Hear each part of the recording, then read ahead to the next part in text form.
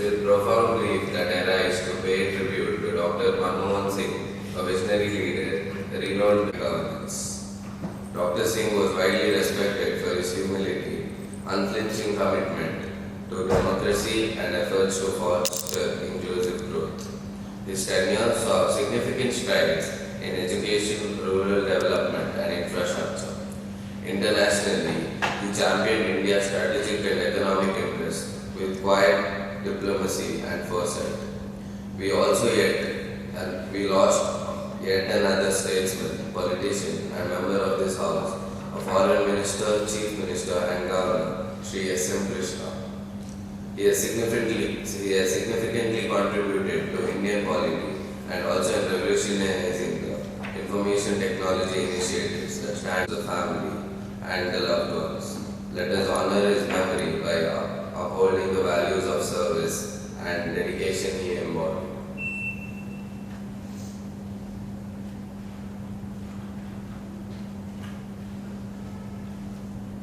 प्रधानमंत्री डॉक्टर मनमोहन सिंह जी के निधन ने हम सभी के हृदय पर गहरी घाव पीड़ा पहुंचाई है। उनका जाना एक राष्ट्र के रूप में भी हमारे लिए ये बहुत बड़ी क्षति है। विभाजन के इस दौर में बहुत कुछ खोकर भारत आना और यहाँ जीवन के हर एक क्षेत्र में ये एक बहुत बड़ी क्षति है। यहाँ दिल्ली आने के बाद भी मेरी उनसे समय समय पर बात होती थी और मुलाकात भी होती थी। मुझे उनसे हुई बातें, मुलाकातें और देश को लेकर हुई चर्चाएं हमेशा याद रहेगी। अभी जब उनका जन्मदिन था, तब भी मैंने उनसे बात की थी, पर आज इस कठिन घड़ी में मैं उनके परिवार के प्रति संवेदनाएं व्यक्त करना चाहती हूँ। मैं डॉक्टर मनमोहन सिंह जी को सभी देशवासियों की तरफ से श्रद्धांजलि अर्पित करती हूँ। As we pay respects to Dr. Manmohan Singh, we also remember another distinguished leader who has left us recently, Sri S.M. Krishna. Sri S.M. Krishna ji was a remarkable leader, admired by people from all walks of life. He always worked tirelessly to improve the life of others. He is fondly remembered for his tenure as Karnataka's Chief Minister, particularly for his focus on infrastructural development. Sri S.M. Krishna was also a prolific reader and a thinker. I am deeply saddened by his passing. My condolences to his family and admirers.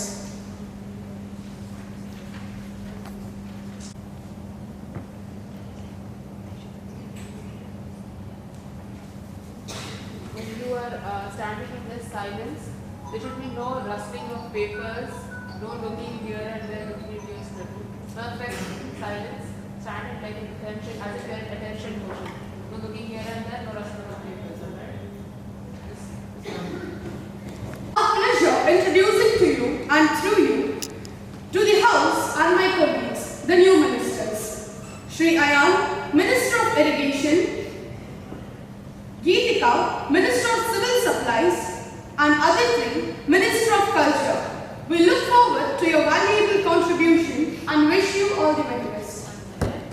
Speaker sir, I have a pleasure introducing to you and through you the House and my colleagues, the ministers. Sri Ayan, Minister of Irrigation, Srimati Geetika, Minister of Civil Supplies, and Srimati Aditri, Minister of Culture.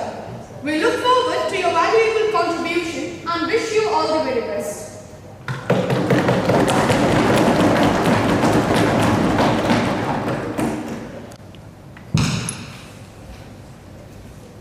Now the question hour starts. Question number. Drug abuse and deviant behavior among youth in schools and colleges has become a grave concern, threatening the health and safety and future of our younger generation. Reports suggest a significant rise in availability and consumption of illicit substances within educational institutions, leading to adverse consequences on academics, mental health and social well-being. In light of this alarming trend, I wish to ask the Honourable Minister, what measures is the government taking to combat the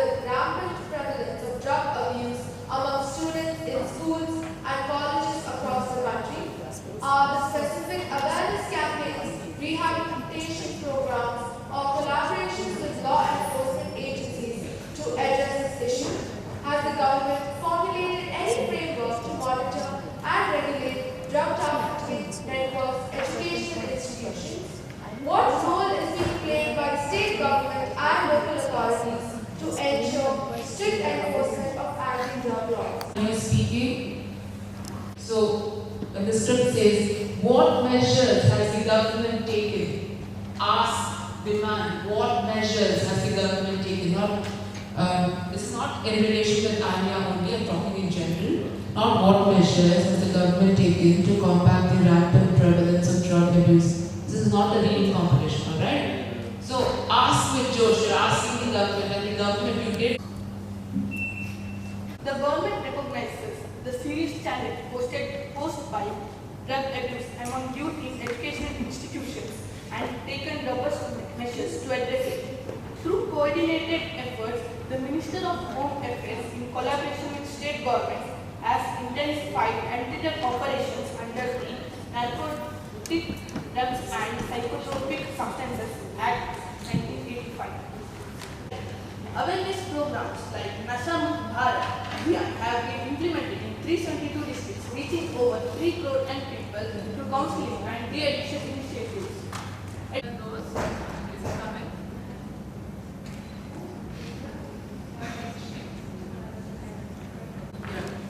The answer from the show.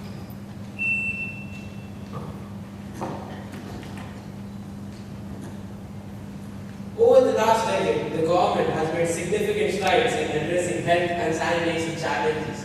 Under the Swachh Bharat Abhiyan, over 11 crore households, the Ayushman Bharat scheme has benefited over 5 crore families with free medical treatment under Pradhan Mantri Jan Arogya Yojana. Over 1.5 lakh health and wellness centers have been established to provide affordable primary care, particularly in under-reserved areas.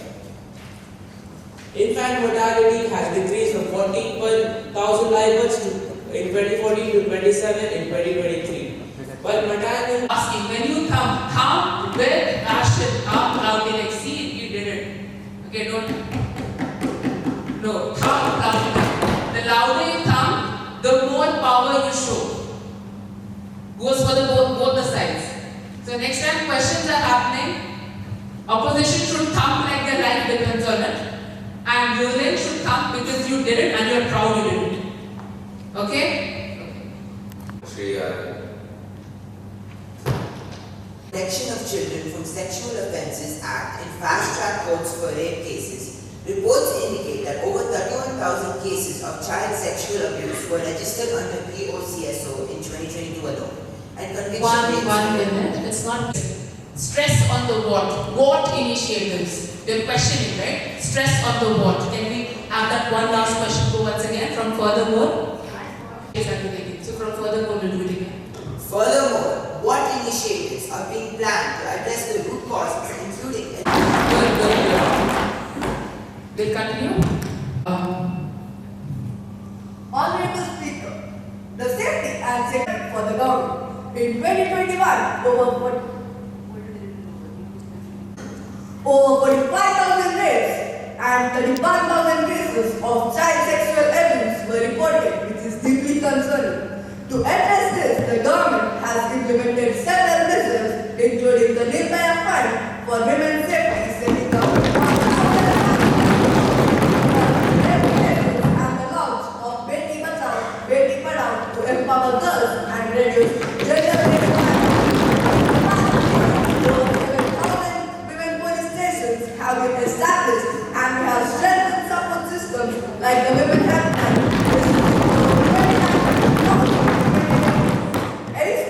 and increase surveillance. These measures will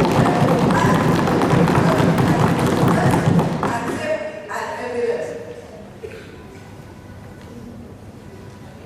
Before we move on, did you get the vibe of banging on desks and how it affects everyone? So every show your support by thumping the desk. Then the question is over. Thump your desk. It's like you're showing your aggression. Thump your desk when the question is over. Same goes when the answer is over or going on. As you did well, as she was speaking, you kept thumping at proper intervals. So keep doing that, keep the Josh high. Alright? Yes, moving ahead. Breach of privilege has been committed by the leading newspaper of Delhi while commenting on the recommendations of the Children, Youth Empowerment Committee. I'll give a question on that matter now. Honorable Member, have you earlier? I've already given notice of it at 10 a.m. today. You may give due notice along with the copy. Do not spring a surprise on me like this.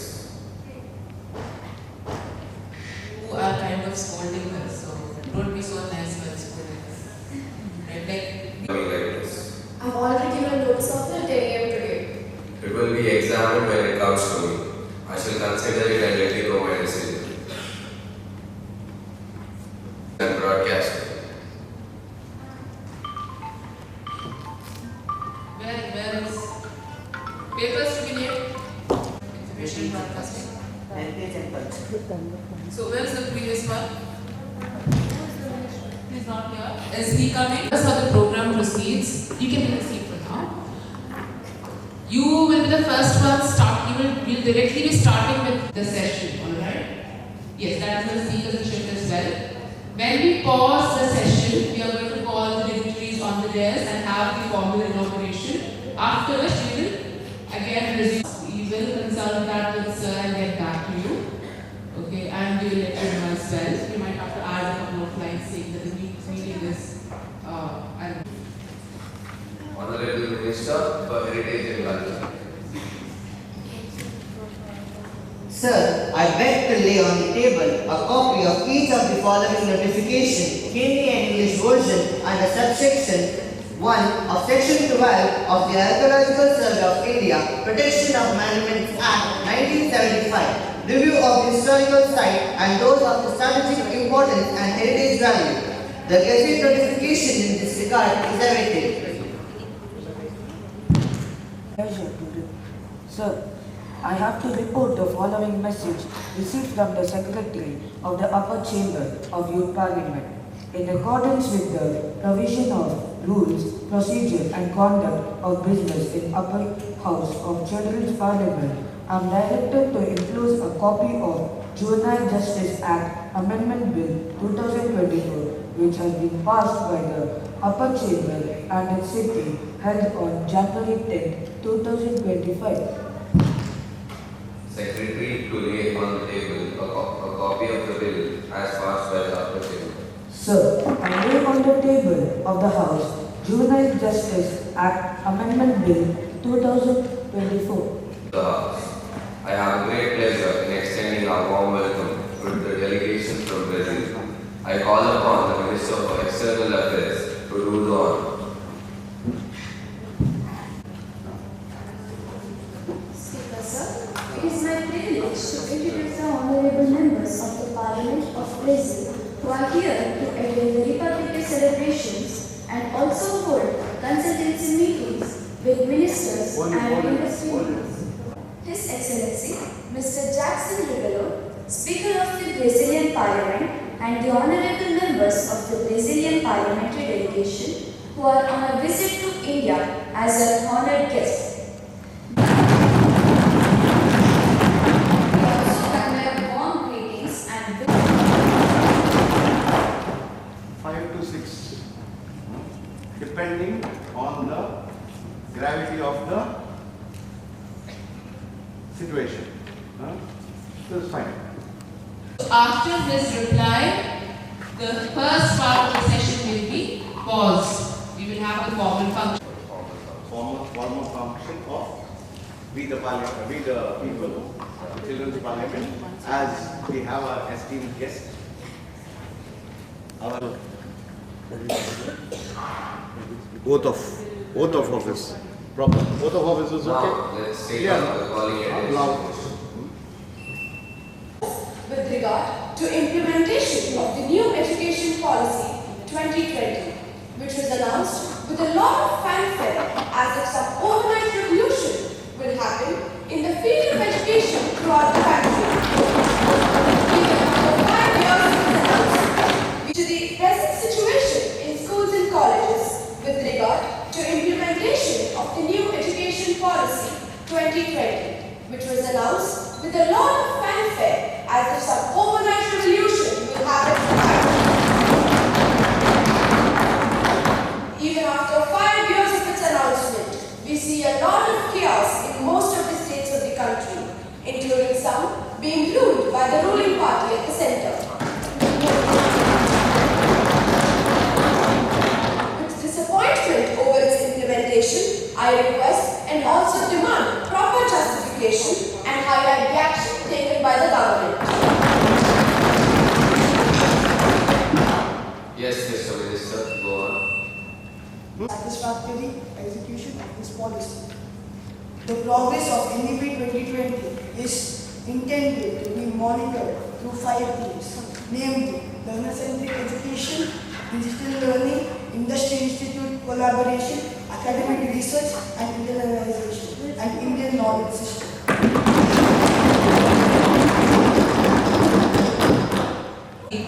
Opposition members had addressed Minister for Dash. It's Minister not for Dash, it's Minister of Dash.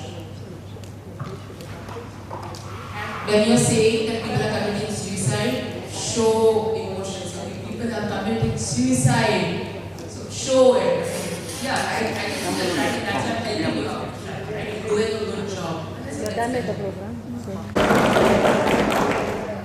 Mayor, for the attention of the City Corporation meeting you should attend. Our Honorable City Corporation opposition leader is here. You will know what. Yeah? Go on. The government has identified various welfare programs which are now showing results.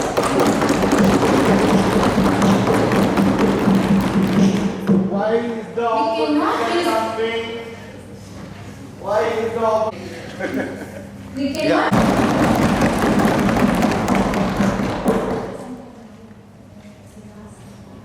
Take. The minister is The female.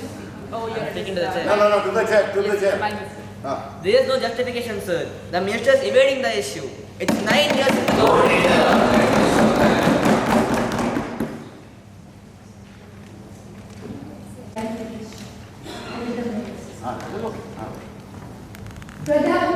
No, so don't wait. If somebody has not told, just move on. Good for you. You need opposition needs to interrupt. See, look at your script. Don't wait, interrupt. Alright. Who is going to do that? Who will do that? Right. Interrupt. Don't wait for her to speak. Interrupt. Tell this is an excuse, not a clarification. They have nothing to say. Yeah, go ahead. This is excuse, not clarification. They have nothing to say.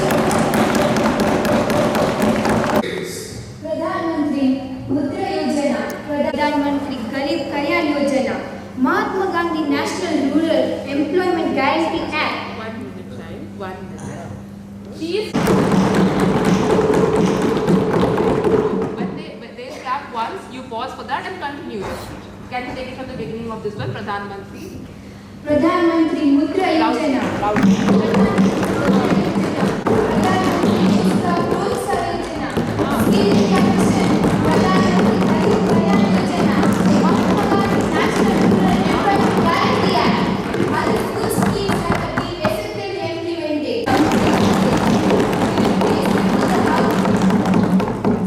Exact details of the beneficiary register.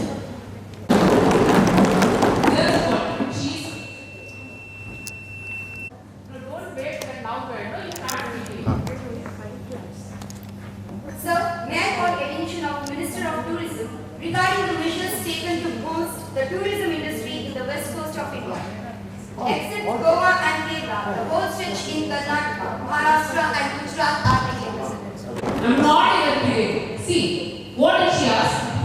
What did you do with the tourism? Gujarat, Karnataka, Maharashtra, and Gujarat. Minister for Tourism, please. As per this Don't ban account of India, TSA 2009 to 10, and subsequent estimation, the contribution of tourism to total gross domestic product (GDP) in the recent years as high as 12.88%. The steps taken by the Ministry of Tourism to increase the arrival of tourists in India are launch of tourist e-visa for citizens of 44, promotion of destination through the incredible Indian campaign across the globe, participation in major international tourism and travel fairs and exhibitions, organizing and products of country in major tourist source markets in collaboration with stakeholders. Don't stop. You continue. Development and promotion niche tourism products. Creating Go on, you have to raise your voice and go. Train manpower in hospitality and tourism sectors for delivery of quality service to the tourists. Beaches and coastline is our gold mine, and we are doing all that is possible for developing.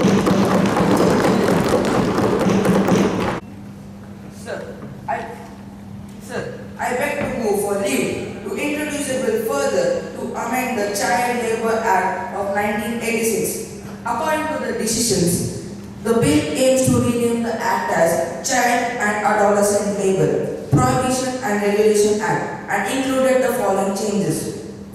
Prohibition of employment of children below 14 years in all occupations and processes except in family-based work. Bharatiya Nyaya Samhita of 2024. Those who are in favor will please say aye. Those who are against it, please say no. I think the ayes have it, the ayes have it, the ayes have it. Those who are against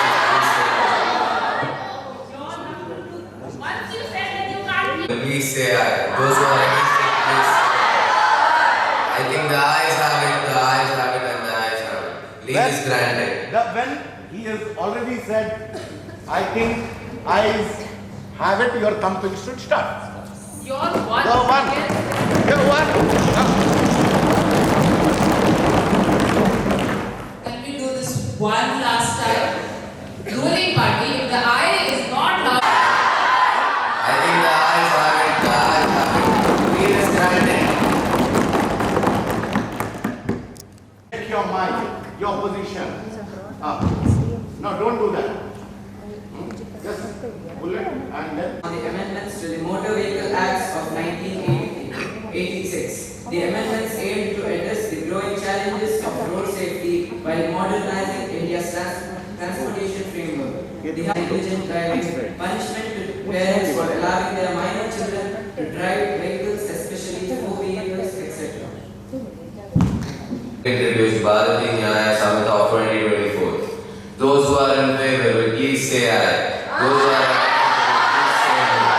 I think the ayes have it granted. 1 minute. Eyes, once or twice you told eye, then don't keep quiet please. Until it's said that the eyes have it, you all have to continue, alright? I see the eyes start and then they stop also. Go on, Joy. Until it's said the eyes have it, you all have to keep your voices down. Same goes there. Now, the House will take up the private members' resolution. Ms. Tirtha to move the resolution. Resolution. This House recommends that the government should take steps to combat effectively the spreading menace of drugs and narcotics, which are degenerating the nation, especially the younger generation, and make institutional arrangement for the rehabilitation. Drug addiction is one of the greatest problems confronting our country today. It is affecting the country and destroying our youth. Today, drug taking is not an exclusive phenomenon among a selected group of dropouts. Even in villages along the length and breadth of our country. The great tragedy is that even young children are not being spared. You will be shocked to learn that it finally end up even resorting to persistent problem across India, posing serious safety risks for children. Vehicles often exceed their carrying capacity, leading to discomfort and increased chances of accidents. I would like to draw attention of the House and Minister of Information Technology about digital safety of children in the age of internet and social media. Children are facing increasing risks of cyberbullying, online scams, and exposure to inappropriate content. Accessing the internet regularly, safeguarding their online presence has become a priority. What steps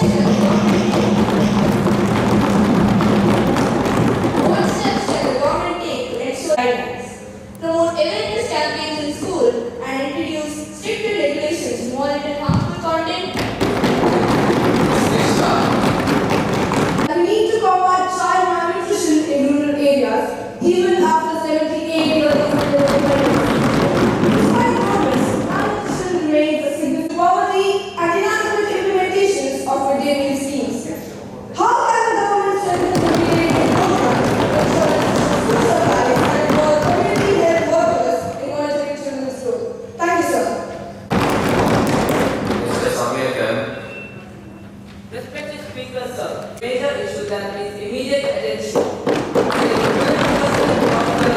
From out of school by the time they reach secondary education, lack of sanitation facilities and early marriages. What initiatives can be taken to gender-sensitive school infrastructure and enforce laws against child marriage to retain girls in schools? Those of you who have more pain in their hearts tonight should be proud. It's a very happy Republic Day. Our Prime Minister would like to make his remarks on the significant 76th Republic Day. To the member position first. You may go ahead. I would like to draw attention of the House and the Prime Minister. Prime Minister, considering the speed by over 50% since 2014, currently standing at an all-time high of rupees 105 per litre, and severely impacted the common man. What are these steps will the government take to provide relief to the 300% since 2014? Let's take it to the 16.7 lakh crore for the government. Thank you. I rise today to address the pressing issue of rising petrol prices. But I just don't want to talk about the problem, but instead want to present a solution. We must transition into cleaner, greener energy sources like solar energy, ethanol, and electronic vehicles. But also an economic one. The production and sales of ethanol can provide work and more number of income to our farmers. The manufacture of electronic vehicles can create thousands of job opportunities. The energy sector can create up to 46 million jobs globally by 2000. India can be a beneficiary of this job creation. By promoting solar energy, ethanol, and electronic vehicles, we can reduce poverty, increase employment, and create a sustainable future. We are working together to make India a leader in the global transition to renewable energy. We owe it to ourselves, our children, and our planet. ನಾವು ಒಟ್ಟಾಗಿ ಭಾರತದ ಭವಿಷ್ಯವನ್ನು ಬದಲಾಯಿಸೋಣ. ಸ್ವಚ್ಛ ಇಂಧನದೊಂದಿಗೆ ಸಮೃದ್ಧ ಭವಿಷ್ಯದ ಕಡೆಗೆ ಮುಂದುವರಿಯುವ ಹೆಜ್ಜೆಗಳೊಂದಿಗೆ. Till now we just used to hear that India is a developing country, but we being the youth will create it into a developed country. Children's Model Parliament is now adjourned. Silent. Sign it, huh? No, no. That is later. After the Prime Minister. So now I feel that the Prime Minister's wishes on the To give her wishes on the Republic. Honorable Speaker, 76 warm wishes to the all honorable members of the Parliament.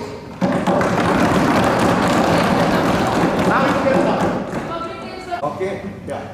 May this special day ignite a sense of unity and pride among us as we commemorate the adoption of our Constitution in 1950.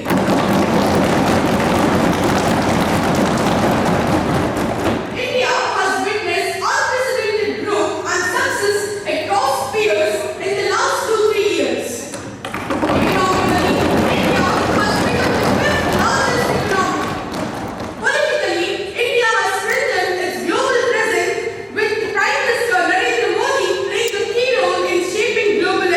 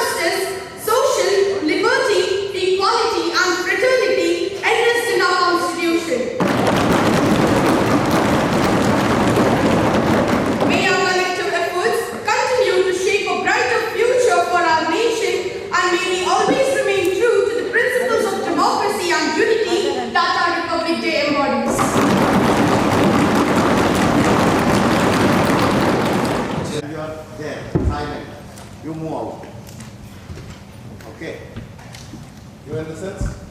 The changeover. You know. Ages. Okay, sit down. Yeah, come.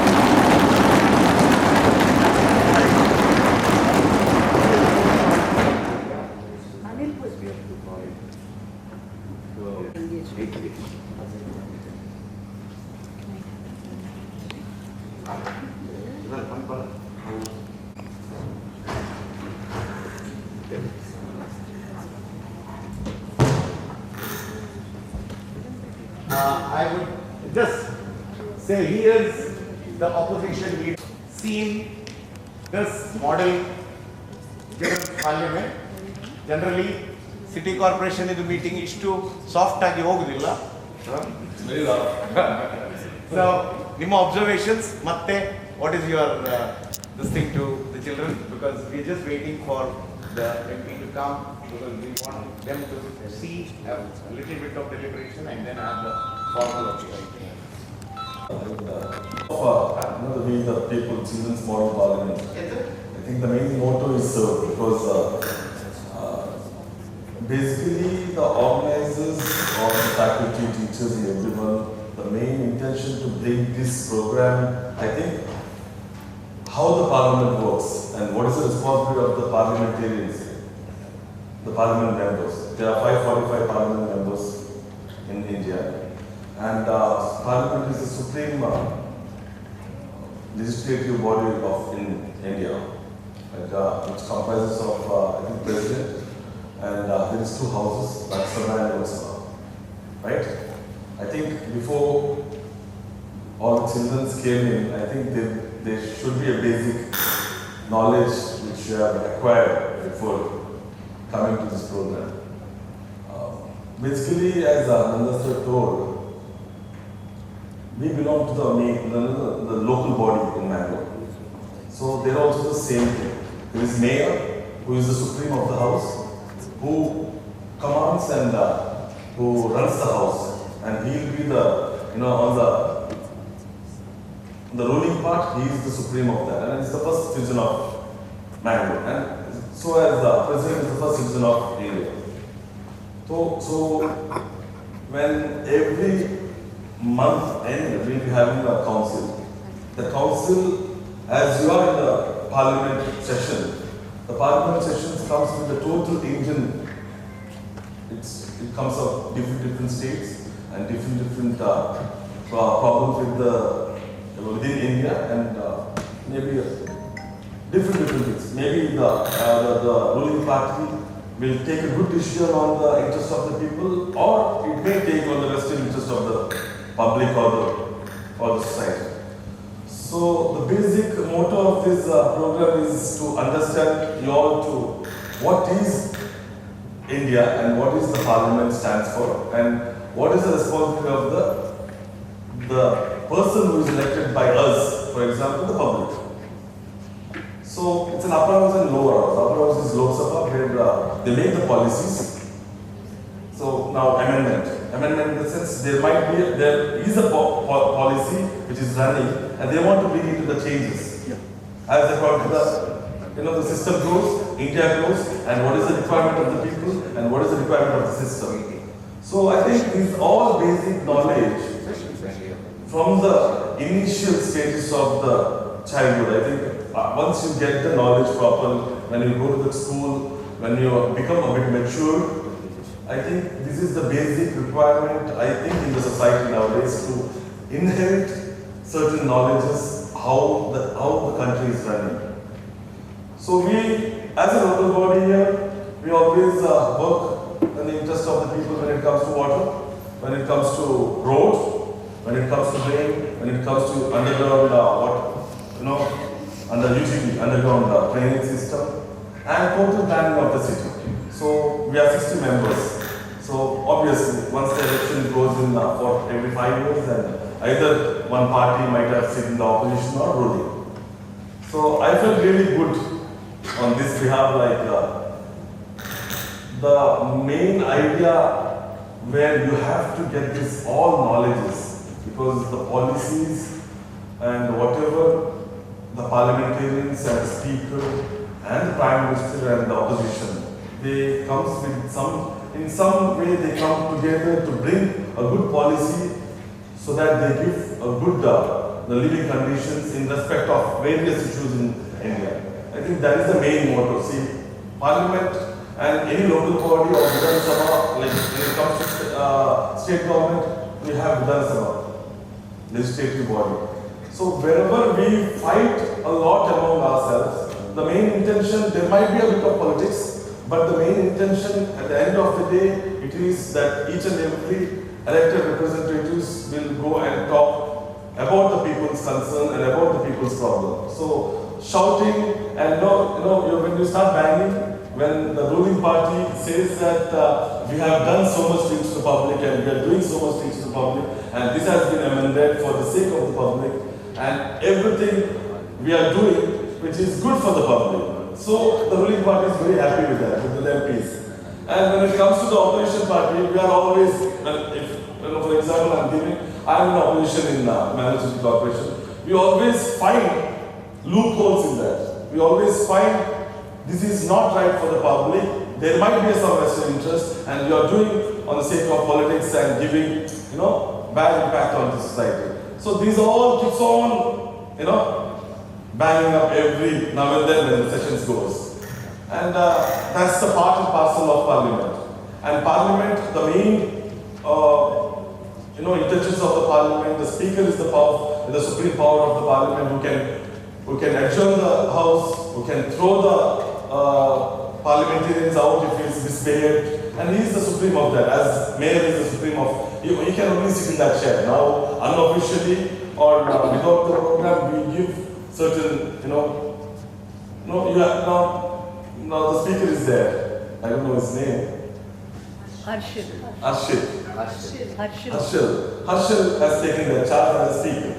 So now, when the mayor sits there, we won't fight with the mayor. We fight on a ground where we address the problems of the people. But mayor has the power to giving the ruling, to give how it has to be, taken further, how it has to be rectified. Everything is the power with the mayor and the ministers who are sitting. For example, the council members and the standing committee members. We have a 4 standing committee. We have health, we have revenue, we have accounts, and we have town planning. So which is the 4 committees? So 2 will be sitting there. See, that is the chair. So I think I felt really happy seeing it all your the interest on how to participate, and it is a core system of Indian democracy. The constitution, whatever constitution we are following, it's really that policies, the implementation, the execution, everything comes from that house, Parliament, upper house and lower house. So I think it's a very good knowledge which in such a young age, I think we have to, the team has to be, really good work, because whenever we come here, once in a month and also some other different special meetings, we come here and we speak about the people and speak about the problems of Newsuddi Corporation. And even I felt the same thing, when I'm sitting here, when I saw you, when you were going for one as a support and when you were going against, and as Nanda sir told, the opposition has to be very much aggressive.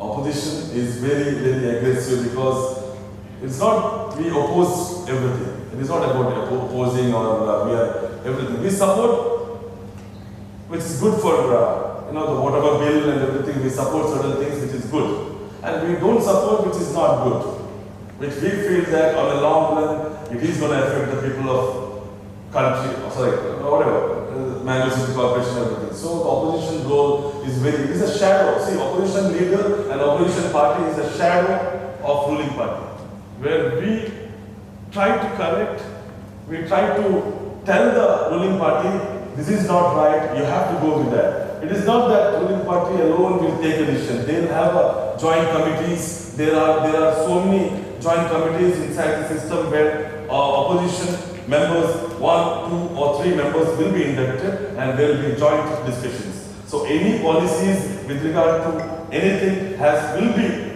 discussed with the joint committees, and if the opposition is not ready to accept anything, the ruling party has come to their strength, they will go and they will present the bill and they will pass the bill. And once it is passed in Lok Sabha, it will go to Rajya Sabha, and if the strength is good in Rajya Sabha with the opposition party, again it will be passed and it will be implemented as the policies and law.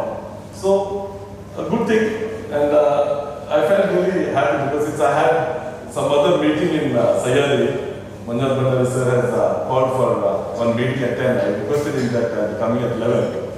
So, Nanda sir yesterday he came and he said, you have to be there at 10 o'clock. So, I was here, and thank you for everyone to invite me and also giving an opportunity to talk to the lovely kids. And I think, and one more thing I want to tell is, politics is a very good subject and very good thing, because if you see across the TV channels and everywhere, because I've been educated, I feel that more and more educated people has to come into the system. Until then, this system will never go in a clean image. More and more educated people, because I was nowhere in India for so many years. I went to UK, I did my MBA from UK, and I was there in UK, London and Dublin for 7 to 8 years. One fine day I felt that I have to come back and I have to do something good here as a business oriented. I came back and I started doing my business in Newsuddi ports, that's handling of ships and everything. Then I was initially in the politics, so I was a bit of active and everything. I felt I had to come to the system where I can, where only good thing which I felt when I go with the people and help the people is like, end of the day when I go to sleep, I feel that I have helped so many of them, directly or indirectly. That's the power which I get. That's the system which is followed. It is not that what you are doing as an individual, what image you are creating, that is a different thing. But when it comes to the public, when it comes to people always feel they are disseminated, they are nowhere connected, they are not looking into, the politician doesn't look into the actual matter of the public. But it is not like that. When the good people come into system, a good politician come into system, educated politicians come into system with a good intention, then the system can be changed. So I think so many girls are here. I think that very soon in the next 2029 or 34, there are big changes in reforms on women. 33% reservation is coming. I think out of 8 MLAs in Dakshin Kannada, 2 or 3 will be women further, which has to be. And out of 1 MP, as according to the new news, we are getting double the MPs.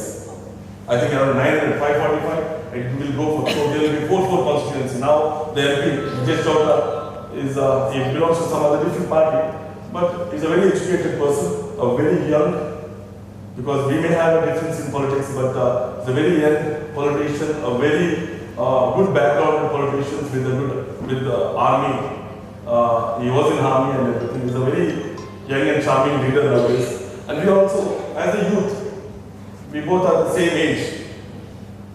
As a youth politician, I always wish that last 15 years, we didn't see much reforms in Dakshin Kannada. Whenever I meet him, because his common friends are my common friends, and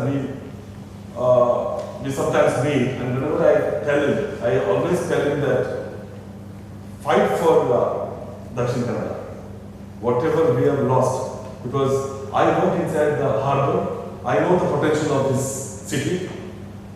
We have a good rail connectivity, we have a air connectivity, we have a road connectivity, we have a very good stretch for tourism. We are perfect, we are lucky to be born in a place called Mangalore, but it has not been developed properly. The roadmap has not been properly taken further. So as an MP, I think, I believe, I wish he will take this district to the next level where the youths will get employment, so that our parents don't stay here and their kids go far from here to Bangalore, Mumbai, other Gulf countries or US, everywhere. They just go there, and when the parents put their effort, their money, their energy, their effort, and they make their children to learn properly, and when they are left here without the kids getting proper job in Bangalore, that is a very painful thing. I think each and every politician has to fight with regard to that, bring employment, bring so many industries, bring manufacturing industries, make this place safer. That's it. That's the main motto of each and every politician. That's why I all request you, whenever you get chance to enter into politics, I'm not talking about any political party. It is up to their will and wish, but good people has to come into the system. Because when we feel very difficult to give justice to the society. When a good system evolves, when a good system comes into that, the democracy and the constitution, how it has to be taken properly. So I think best of luck for everyone. Do well with your exams. Whatever you intend to do with proper,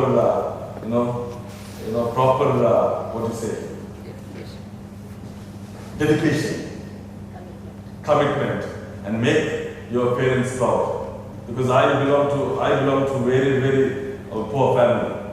When I lost my father, my mother was only one where when I was 6 months old, I lost him. But my mother took everything on her, and she made me to study in a good English medium school. She made me, because I remember when I want to go to abroad, because we were the followers of Suresh Ballal. So he was the one who took me from his house to the bank. He made me sit in front of the regional manager. He made me, by 10 o'clock we went there, and he helped me to get the loan by 12 o'clock. Then the swift payment was done from UK. So there was my turning point. So because I left hope on system, I left hope on bank. I thought I would never get the loan. But I think that man helped me in such a way. In the morning he called me on the phone, on the landline. I said, "What you doing?" I said, "I just had my breakfast. Come to my house." I came here, and he took me to the bank and made possible my dream. I went out, I studied, I came back. I came back and I felt after the first 2 years I felt I did a wrong thing. It was my wrong move. It is wrong step which I taken. Because I had a very good job. I was an HR. I felt really, I felt really grounded. But I didn't give up I didn't give up anything on that. I made sure that a business was created. I made sure that I went into the public and did my best to serve the public and the community. And everything is possible. Whenever you want to do something, do with the proper dedication and feel that you can do it. Not that, I can't do this, I can't do that. No, you can do everything. That is the main, that dedication has to come out. Until and that, without you feeling that you are confident, you can't achieve anything.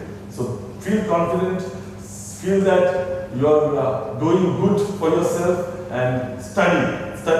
Give a proper education down to you. Education will make sure that it will take you new heights. And I really thank everyone, organizers. I think your faculty teacher members are here, SDM principal, and correspondent, I know her,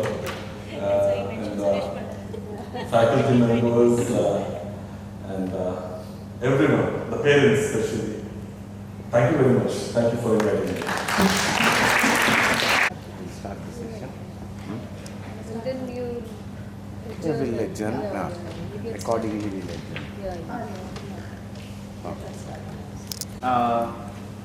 Any doubts or clarification?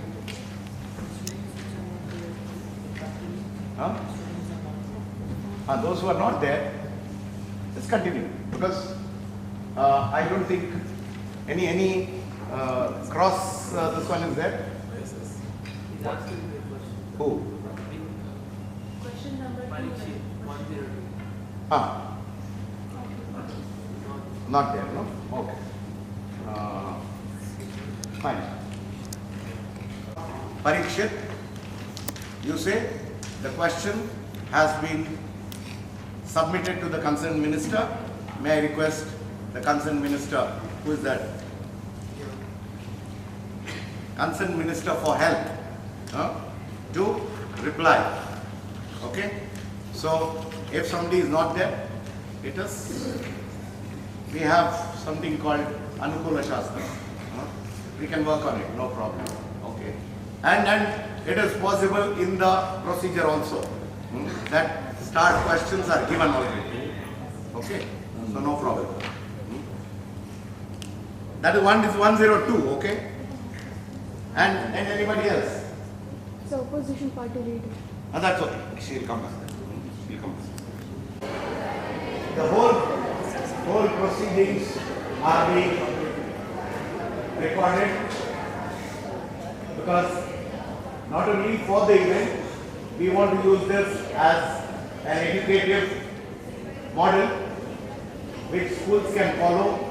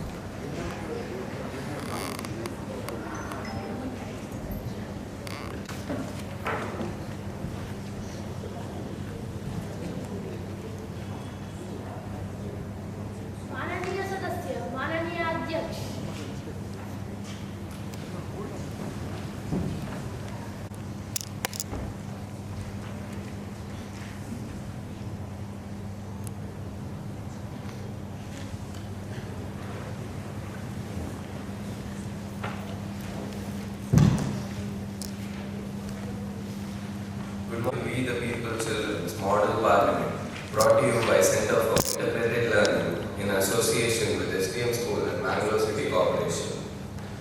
We have here over 50 plus students participating in the Model Parliament today. I once again extend a warm welcome to everyone present here. Member to take the oath or affirmation. Secretary General, please.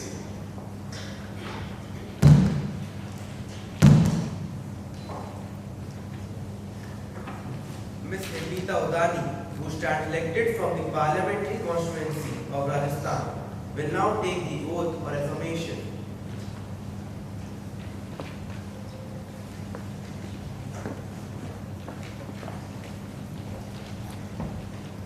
Madam, do you want to take oath or affirmation? Oath, please. In which language would you like to take the oath? In English, please.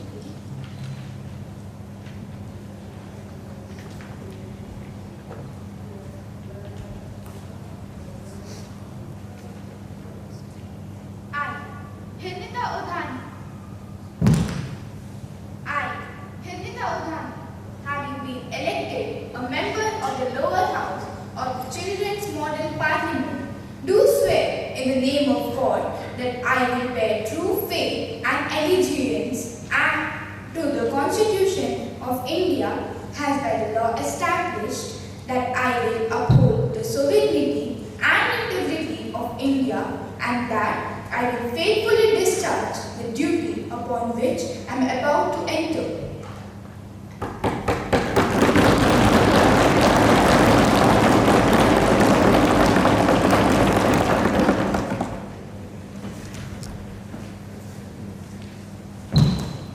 Honorable members, as we meet today, it is my sad duty to inform the House of the demise of our former Prime Minister, Dr. Manmohan Singh, and former External Affairs Minister, Sri S.M. Krishna, during the month of December of 2024.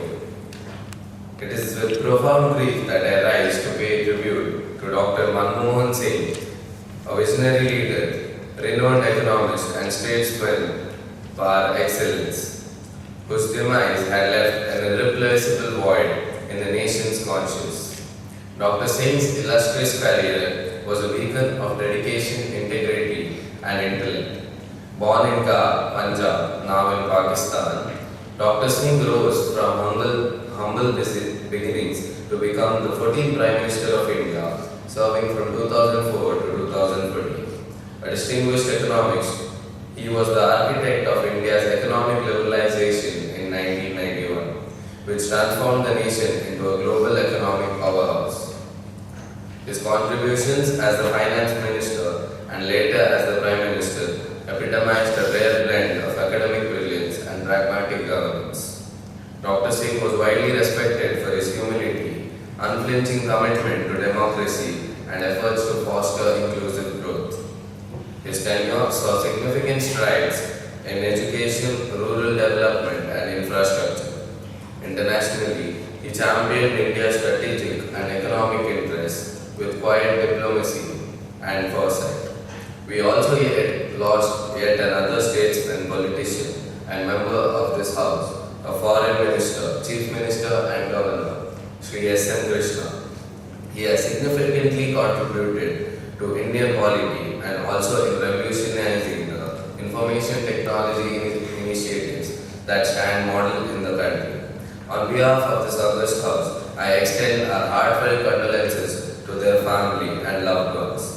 Let us honor his memory by upholding the values of service and dedication he embodied.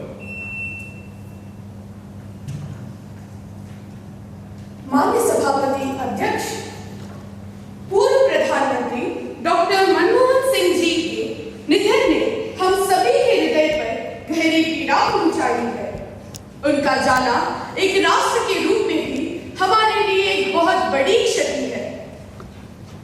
विभाजन के इस दौर में बहुत कुछ खोकर भारत आना और यहाँ जीवन के हर एक क्षेत्र में यह एक बहुत बड़ी क्षति है।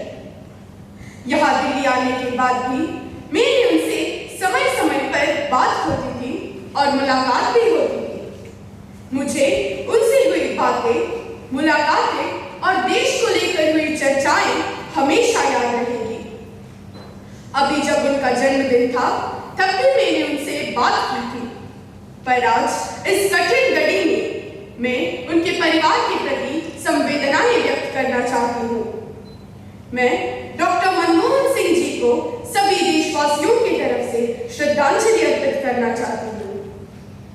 As we pay respects to Dr. Manmohan Singh, we also remember another distinguished leader who has left us recently, Sri S.M. Krishna. Sri S.M. Krishna ji was a remarkable leader, admired by people from all walks of life. He always worked tirelessly for the betterment of others' lives. He is fondly remembered for his tenure as Karnataka's chief minister, particularly for his focus on infrastructural development. Sri S.M. Krishna ji was also a prolific reader and a thinker. I am deeply saddened by his passing away. My condolences to his family and admirers. The House may stand in silence for a while to express our deep sorrow.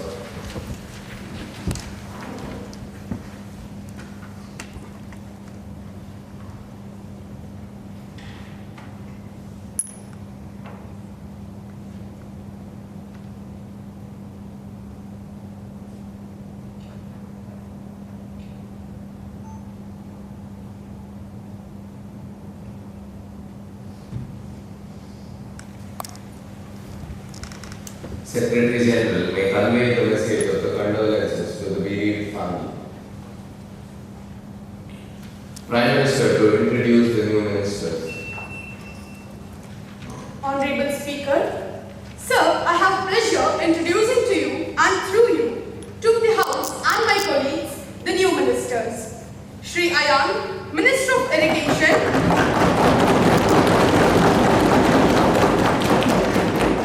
Srimati Geetika, Minister of Civil Supplies.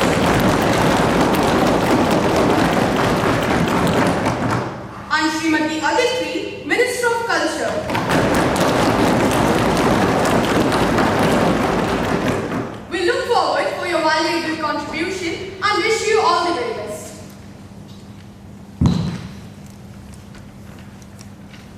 Now the question hour starts.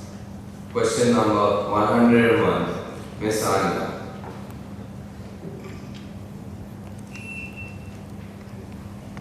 Honorable Speaker, drug abuse and deviant behavior among youth in schools and colleges have become a grave concern, threatening the health and safety and the future of our younger generation.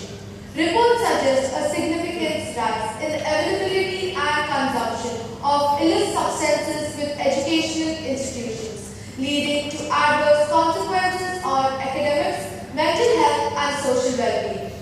In the light of this alarming trend, I wish to ask the Honorable Minister, what measures has the government taken to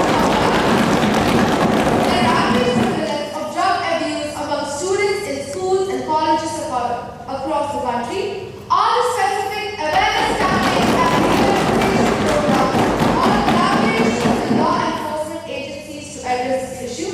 Has the government formulated any framework to monitor and regulate targeting educational institutions? What role is played by the state government and local authorities to ensure strict enforcement of anti-drug laws? Honorable Minister for Home, please. Honorable Speaker, the government recognizes the serious challenge posed by drug abuse among youth in educational institutions and has taken robust measures to address it. Through coordinated efforts, the Ministry of Home Affairs, in collaboration with state government, has intensified anti-drug operations under in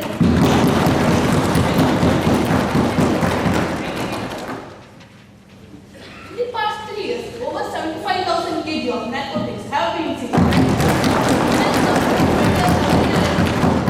Programs like Nasha Mukt Bharat Abhiyan have been implemented in addiction initiatives. Additionally, the government has strengthened schools and college level candidates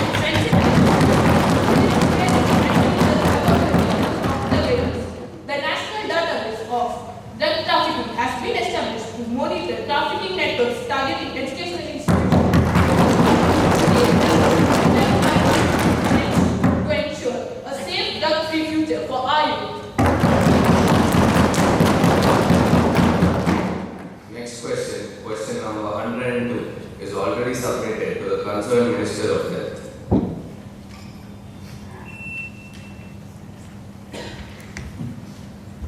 Honorable Speaker, over the last decade, the government has made significant strides in addressing health and sanitation challenges. Under the Swachh Bharat Abhiyan, over 11 crore household toilets were constructed, leading to a declared rural sanitation coverage. Rural education has reduced drastically, improving public health outcomes, particularly in rural areas. In healthcare, the Ayushman Bharat scheme has benefited over 5 crore families. Over 1.5 lakh health and wellness centers have been established to provide affordable infant mortality rate has decreased from 40 per 1,000 live births to 27, while maternal mortality has fallen from 167 to 103 per 100,000 live births. And mid-course corrections ensure effective implementation, and we remain committed to achieving universal health.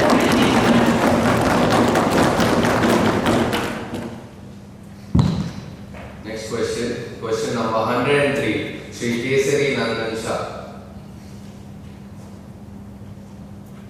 Honorable member is absent. Next question, question number 104, Shri Ari.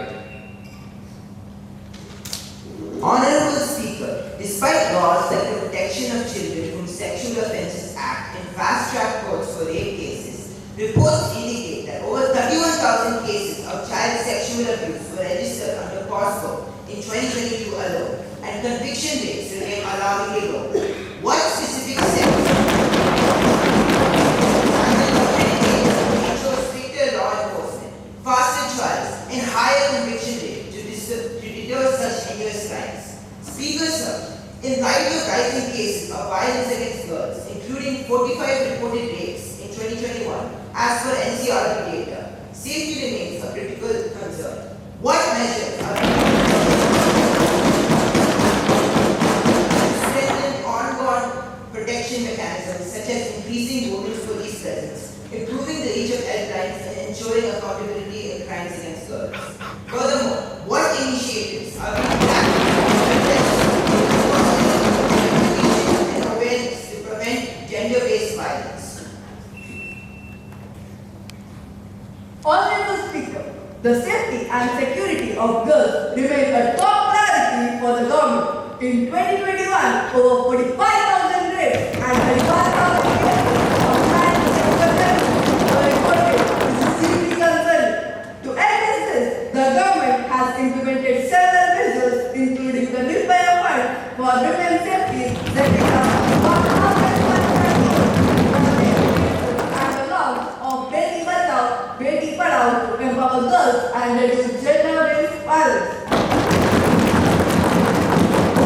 In the past year, over 7,000 women police stations have been established, and we have strengthened support systems like the Women Helpline, which received over 29 calls. Additionally, the government is working with states to create safer environments, especially in rural areas, through community-based monitoring systems and increased surveillance. These measures aim to reduce violence against girls and ensure justice and safety at every level.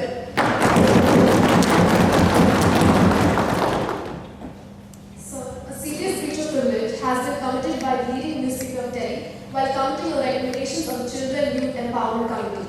The paper has attributed dishonest motives and have requested you to allow me to raise a question on that matter now.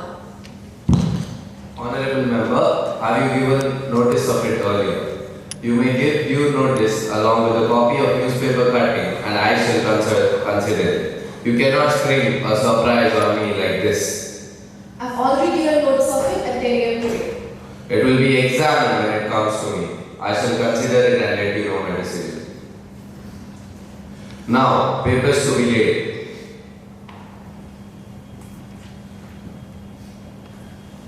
Sir, I beg to lay on the table a copy of each of the following notification, Hindi and English version, under subsection 1 of section 12 of the Archaeological Survey of India, Protection of Monuments Act 1975. Review of the historical site and those of the strategic importance and heritage value. The Gazette notification in this regard is awaited.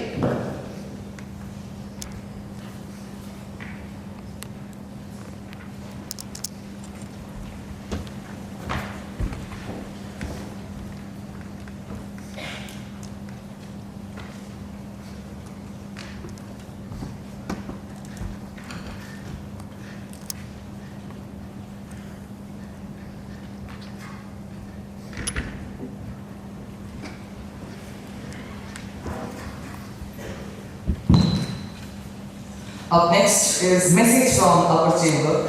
Secretary General to report the message from the upper chamber of Children's Modern Parliament.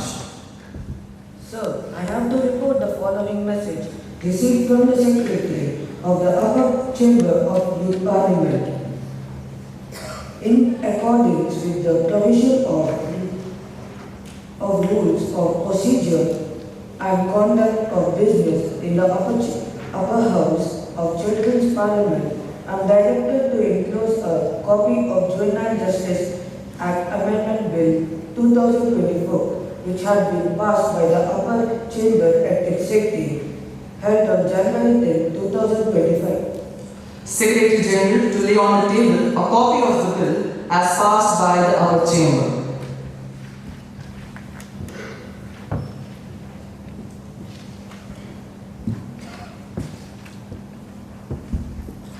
Honorable members, I have to make an announcement.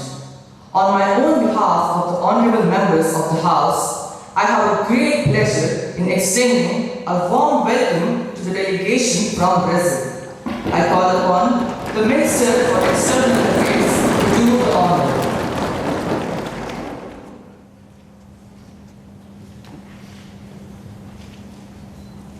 Speaker, sir, it is my privilege to introduce the honorable members of the Parliament of Brazil, who are here to attend the Republic Day celebrations and also hold consultancy meetings with ministers and industry leaders on bilateral trade and commerce. His Excellency, Mr. Jackson Rubelo, Speaker of the Brazilian Parliament and the honorable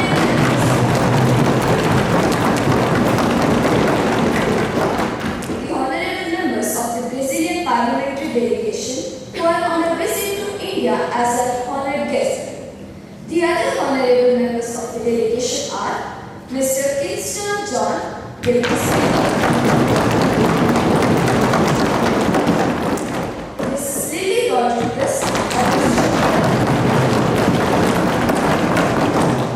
Miss Angelina, Minister of Trade and Commerce. We wish them a happy and fruitful stay in our country.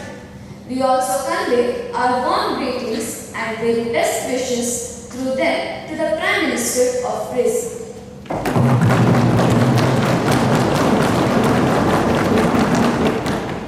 Now, let's take up the calling attention motion.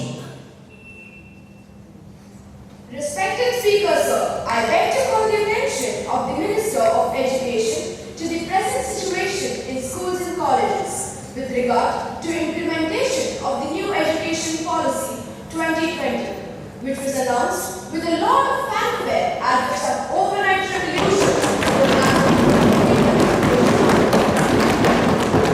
Even after 5 years of its announcement, we see a lot of chaos in most of the states of the country, including some being ruled by the ruling party at the same time. For its implementation, I request and also demand proper justification and highlight the action taken by the government. Yes, Mr. Minister, please go on.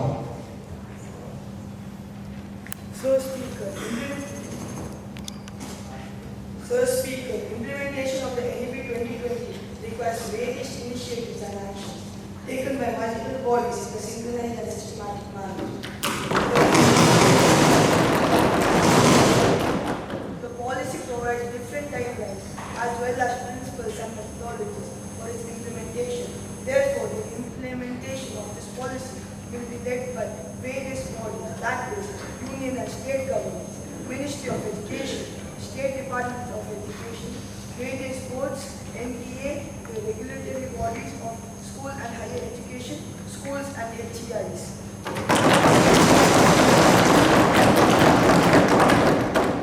Along with timelines and a plan for review, in order to ensure that the policy is implemented in its spirit and intent with coherence in planning and synergy across all these bodies involved in education.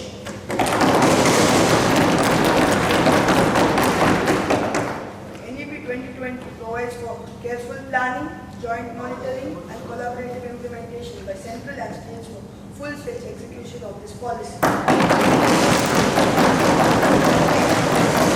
Requisite resources, human, infrastructural and financial, at the central and state levels will be crucial for satisfactory execution of the policy. NEP 2020 is intended to be monitored through 5 themes, namely learner-centric education, digital learning, industry-institute collaboration, academic research and internalization, and Indian knowledge system. Speaker, sir, this is a very general response from the Minister of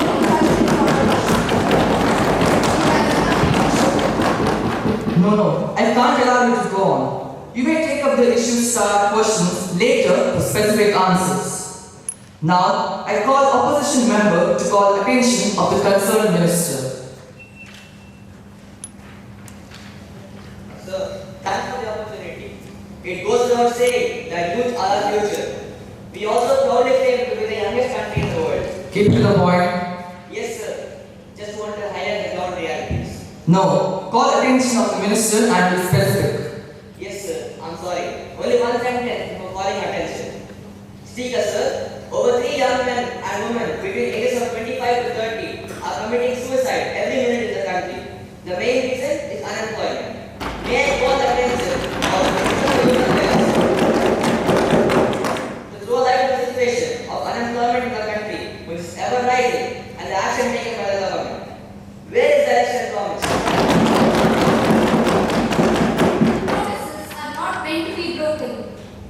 No, miss. Let the minister clarify.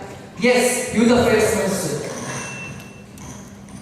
Honorable Speaker, sir, I admit that the unemployment crisis in India has increased, particularly during the pandemic period. This has led to recession, slowing growth of economy, and fewer job creation potential in the market. In order to reduce unemployment and boost job creation, the government has identified various welfare programs which is now showing results. That is result of decade corrupt misrule of the previous government.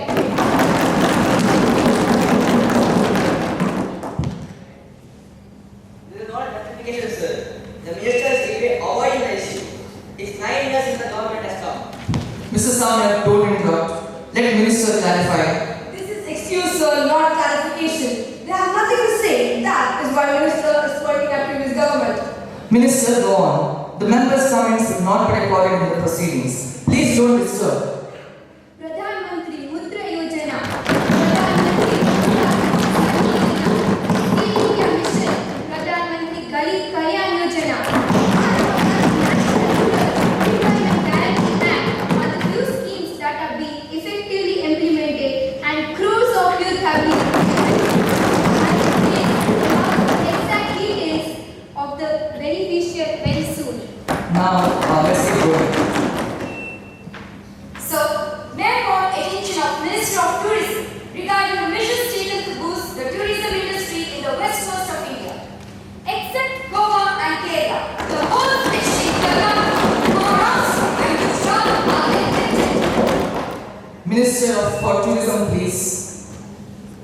Speaker, sir, as per the second tourism satellite account of India, TSA 2009 and subsequent estimation, the contribution of tourism to total gross domestic product (GDP) in the recent years is as high as 12.8%.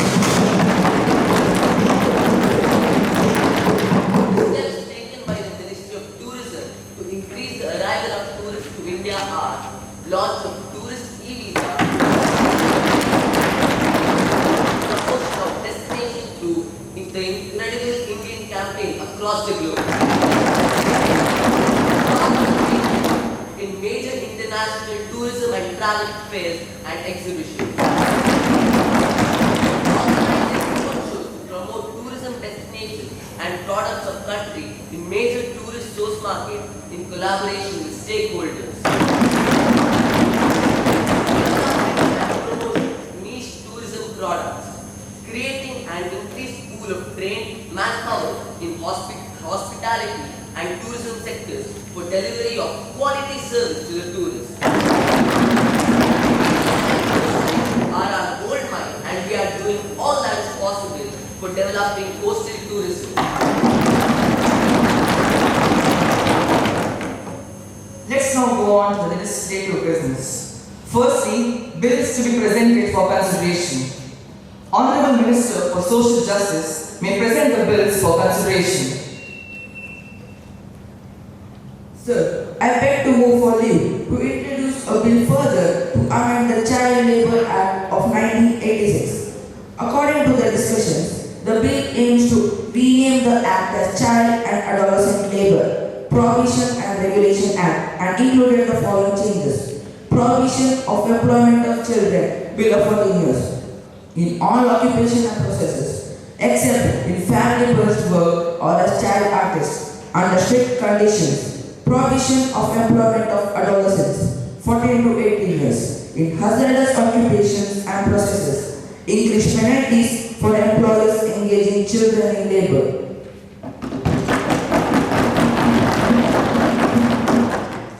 That leave be granted to introduce the bill further to amend the Child Labour Act of 1986 in accordance with the newly introduced Bharatiya Nyaya Samhita of 2024. Those who are in favor will please say A. Those who are against will please say no. I think the ayes have it, the ayes have it, the ayes have it. Bill is granted. Another bill for consideration. Honorable Minister for Law, please. I beg to place decision on the amendments to the Motor Vehicles Act of 1986. The amendments aim to address the growing challenges of road safety by modernizing India's transportation framework. The House has already discussed in details regarding the increase in penalties, the rash and negligent driver, punishment to parents for allowing their minor children to drive vehicles, especially four-wheelers, etc. That leave be granted to introduce the bill further to amend the Motor Vehicles Act of 1986 in accordance with the newly introduced Bharatiya Nyaya Samhita of 2024. Those who are in favor will please say aye. Those who are against will please say no. I think the ayes have it, the ayes have it, the ayes have it. Leave is granted. Now, the House will take up private members' resolution. Ms. Sita to move on the resolution. Sir, I move the following resolution. This House recommends that the government should take steps to combat effectively the spreading methods of drugs and narcotics which are degenerating the nation, especially the younger generation, and make institutional arrangement for the rehabilitation of drug addicts. Mr. Speaker, sir, drug addiction is one of the greatest problems confronting our country today. It is weakening our country and destroying our youth. Today, drug taking is not the exclusive phenomenon among a selected group of dropouts in the big cities. It is now rampant in small towns and even in villages along the length and breadth of our country. The great tragedy is that even young children are not being spared by inserting the drug into trees. Once addicted, it is almost impossible to give up the habit.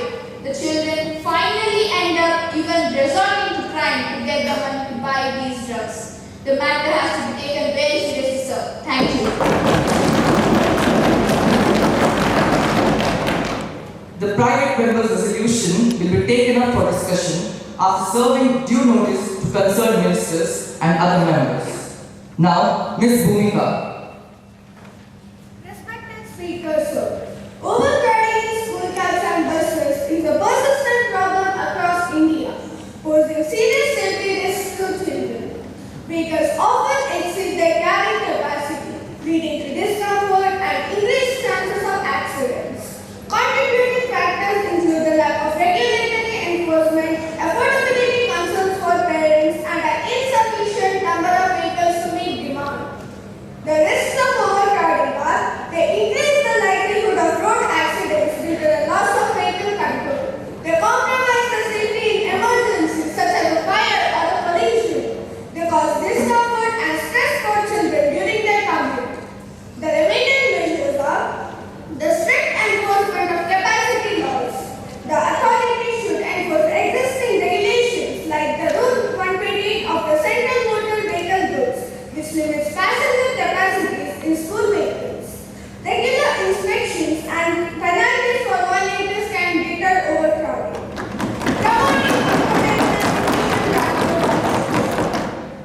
Governments and schools should collaborate to introduce subsidized school transport schemes and incentivize private operators to deploy more vehicles, reducing dependencies on the overcrowded cabs. Thank you. No discussion now on the private members' resolution. Notice be served to the concerned, including Ministers of Education, Public Transport, Finance, and others. Now it is zero hour. Ms. Prakriti Nandagopal. Honorable Speaker, sir, I would like to draw attention of the House and the Minister of Information Technology about digital safety for children in the age of internet and social media. Children facing increasing risk of cyberbullying, online scams, and exposure to inappropriate content. With over 60% of children accessing the internet regularly, safeguarding their online presence has become a priority. What steps can the government take to ensure the implementation of child-friendly digital safety guidelines, promote awareness campaigns in school, and introduce stricter regulations to motivate harmful content? Ms. Nisha. Speaker sir, it's a very important and a major concern that we need to combat child malnutrition in rural areas even after 78 years of Indian independence. Despite progress, malnutrition remains a significant issue, with 35% of Indian children under 5 weeks stunted. Many rural children lack access to balanced meals due to poverty and inadequate implementations of midday meal schemes. How can the government strengthen the midday meal program, ensure nutritious supplies, and involve community health workers in monitoring children's growth? Thank you, sir. Samyak M. Respected Speaker, sir, preventing dropouts among girl students in secondary education is a major issue that needs immediate attention. Nearly 30% of girls drop out of school by the time they reach secondary education due to socio-economic factors, lack of sanitation facilities, and early marriages. What initiatives have been taken to provide financial incentives, build gender-sensitive school infrastructure, and enforce laws against child marriages to retain girls in schools?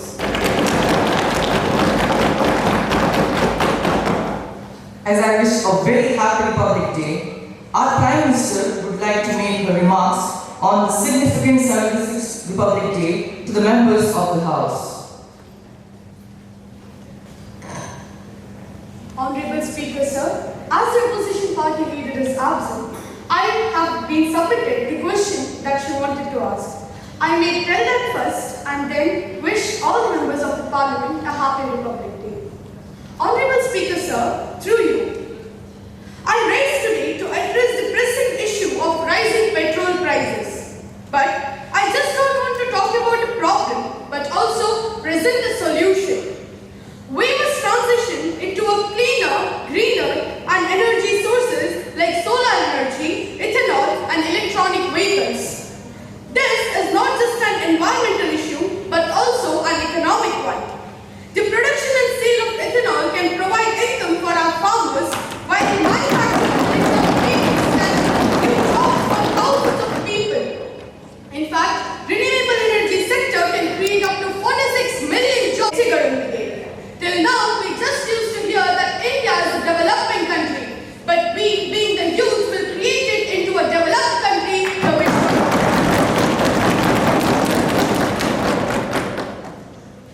Honorable Speaker, sir, now I would like to wish all the members of the Parliament a very happy Republic Day. As we gather here to celebrate the 76th Republic Day of India, I extend warm wishes to all the honorable members of the Parliament. May this special day ignite a sense of pride and unity among us as we commemorate the adoption of our Constitution in 1950.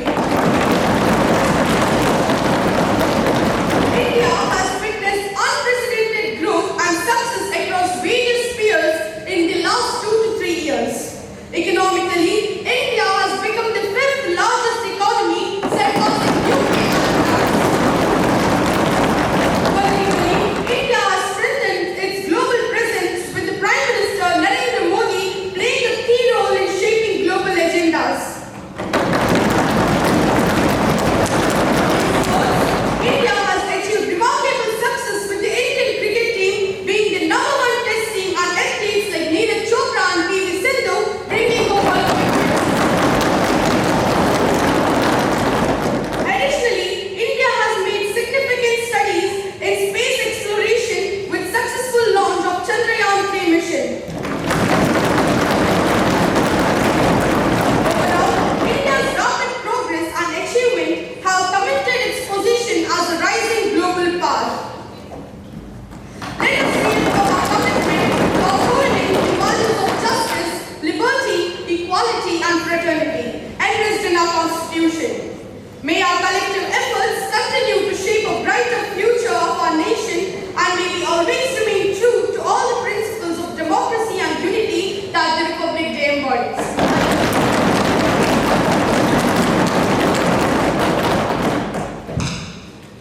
The Children's Model Parliament is now adjourned. Sayonara.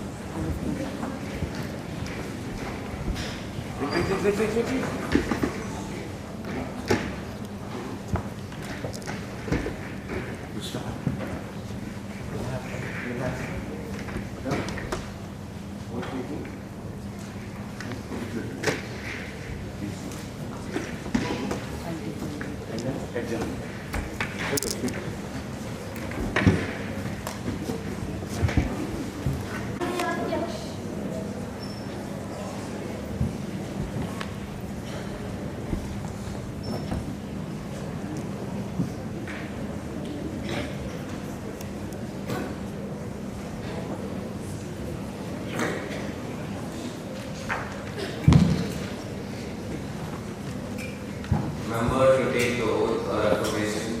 Secretary General, please.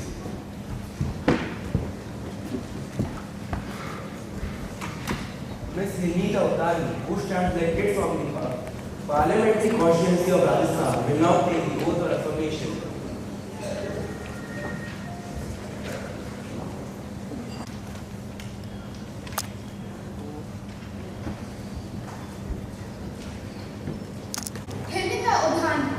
Having been elected a member of the lower house of the Children's Model Parliament, do swear in the name of God that I will bear true faith and allegiance to the Constitution of India, has by the law established that I will uphold the sovereignty and integrity of India, and that I will faithfully discharge the duty upon which I am about to. Honorable members, as we meet today, it is my sad duty to inform the House of the demise of our former Prime Minister, Dr. Manmohan Singh, and the former External Affairs Minister, Sri S.M. Krishna, during the month of December 2024. It is with profound grace who was a beacon of dedication, integrity, and intellect. Born in Gah, Punjab, now in Pakistan, Dr. Singh rose from humble beginnings to become the 14th Prime Minister of India, serving from 2004 to 2014. A distinguished economist, he was the architect of India's economic liberalization in 1991, which is widely respected for his humility, unflinching commitment to democracy, and efforts to foster inclusive growth. His tenure saw significant strides in education, rural development, and infrastructure. Internationally, he championed India's strategic and economic interests with quiet diplomacy and foresight. We also lost yet another statesman, politician, and member of this House, a foreign minister, chief minister, and governor, Sri S.M. Krishna. He has significantly contributed to Indian polity. माननीय सभापति महोदय, पूर्व प्रधानमंत्री doctor Manmohan Singh ji के निधन ने हम सभी के हृदय पर गहरी पीड़ा पहुंचाई है। उनका जाना एक राष्ट्र के रूप में भी हमारे लिए एक बहुत बड़ी क्षति है। विभाजन के इस दौर में बहुत कुछ खोकर भारत आना और यहाँ के जीवन के प्रति एक क्षेत्र में यह एक बहुत बड़ी क्षति है। यहाँ दिल्ली आने के बाद भी मेरी उनसे समय समय पर बात होती थी और मुलाकात भी होती थी। मुझे उनसे हुई बातें, मुलाकातें और देश को लेकर हुई चर्चाएं हमेशा याद रहेंगी। अभी जब उनका जन्मदिन था तब भी मैंने उनसे बात की थी, पर आज इस कठिन घड़ी में मैं उनके परिवार के प्रति संवेदनाएं व्यक्त करना चाहती हूँ। मैं डॉक्टर मनमोहन सिंह जी को सभी देशवासियों की तरफ से श्रद्धांजलि अर्पित करती हूँ। As we pay respects to Dr. Manmohan Singh, we also remember another distinguished leader who left us recently, Sri S.M. Krishna. Sri S.M. Krishna ji was a remarkable leader, admired by people from all walks of life. He always worked tirelessly to improve the life of others. He is fondly remembered for his tenure as Karnataka's Chief Minister, particularly for his focus on infrastructural development. Sri S.M. Krishna ji was also a prolific reader and a thinker. I am deeply saddened by his passing. My condolences to his family and admirers.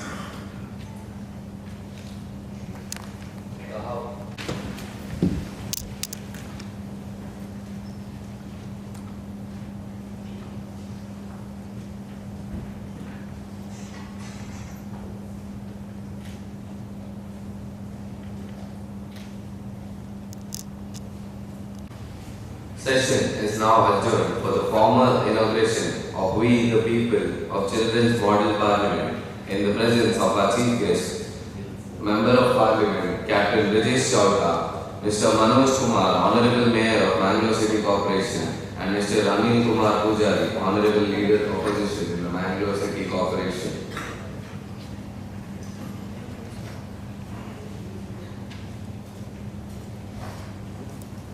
Gentlemen, and a warm welcome to our children parliamentarians. As we stand at the threshold of our 76th Republic Day, we gather here to celebrate and reiterate the essence of democracy, a system that ensures that every voice matters, every opinion counts, and every citizen plays a role in shaping the nation. Long years ago, we made a tryst with destiny, and now the time comes where we shall redeem our pledge, not wholly or fully in measure, but very substantially. These are the powerful words given by Pandit Jawaharlal Nehru, reminding us of the journey we have undertaken as a nation.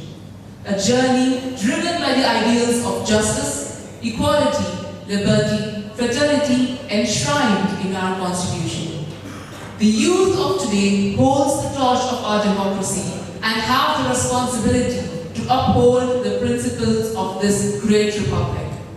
In a parliamentary democracy like ours, their participation is not only vital, not just as spectators, but as active agents of change. With this belief, this is Ifra Aisha, privileged to be your master of ceremony for the formal function of the day, where we celebrate and reinforce not just the systems of governance, but also the spirit of the people who give it life. As we commence, I kindly request Mrs. Sachidananda Gopal, Executive Director of Center of Integrated Learning, and Dr. Joy Rai, the Principal of SDM School, to kindly escort our distinguished guests to the dais. Of India, having solemnly resolved to constitute India into a sovereign, socialist, secular, democratic republic. These words are not just mere words. They are the very foundation of our democracy. To honor its values and etch them within us, I now invite the talented students of SDM School to present the Constitution Preamble in the form of a song.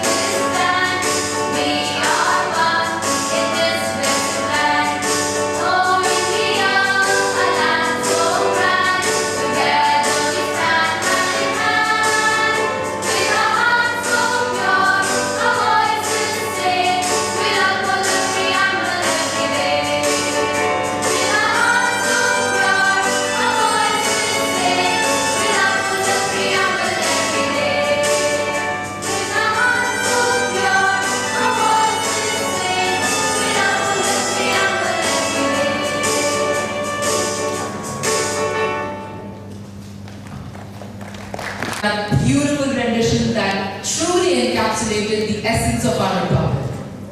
To officially welcome us all to this event, I now invite Mr. Srinivasan Nandagopal, convener of the Center of Integrated Learning, to deliver the welcome address. Good afternoon. Good afternoon, everybody, and a very warm welcome to each one of you who are present here. Well, 2002 or 2001 probably, I was fortunate enough and I was proud also that I was writing a report for Times of India on this young man who is sitting next here on our days today. He was representing Karnataka and Goa Directorate in the Republic Day Parade, and today Capt Brijesh Chowta is the Member of Parliament from Dakshina Kannada, being with us on a very special occasion of Children's Youth Parliament, the We the People. This is the first inter-school Children's Youth Parliament being held in Mangalore. So that definitely needs applause. I would be glad, we would have been glad if he had witnessed a little more of the proceedings, because that would resonate as to how the real parliament functions and how a model parliament where introduction to the parliamentary procedures are given to the children so that they are aware of what is happening, how a bill is placed, how a bill is presented, how a bill is considered, how voting happens, and how a bill is enacted into law. All this we have done during a very rigorous, intense process with one-day workshop on parliamentary procedures, which was held last Saturday, and today we had the presentation of the model parliament, where each of the students, each of about 50 students from different schools participated in this event, from the Prime Minister to the opposition leader, from ministers to foreign delegates visiting the parliament. So the whole process, question hour to 0 hour, the whole process was presented in a very effective manner in the understanding of students, and more importantly, the issues that were raised also pertained mostly to education, to child labor, to unemployment, to various other issues that the children can relate. So I just told this as an introductory remark so that our MP, as he is briefed about what actually happened here. It is my pleasure, privilege and pride to welcome Capt Brijesh Chowta to this wonderful occasion. Whenever I introduce any Aloysian, I am excited as an Aloysian myself. Having completed his graduation from St. Aloysius College in 2002, Brijesh represented as a young cadet in NCC, the RD Parade, and then in 2003 he was commissioned under Short Service Commission of Indian Officers Academy. He served from 2003 to 2010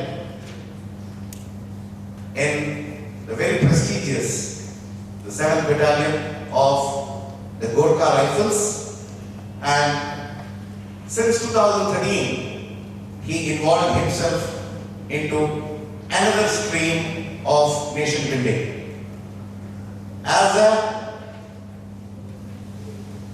officer of the Indian Armed Forces, he had his role of nation building and national service on one side, and then from 2013 he took it on himself to come to politics to serve the nation in his capacity. And we're proud that Mangalore has a 42-year young MP, Member of Parliament, representing Dakshina Kannada district. A very warm welcome to Chowta.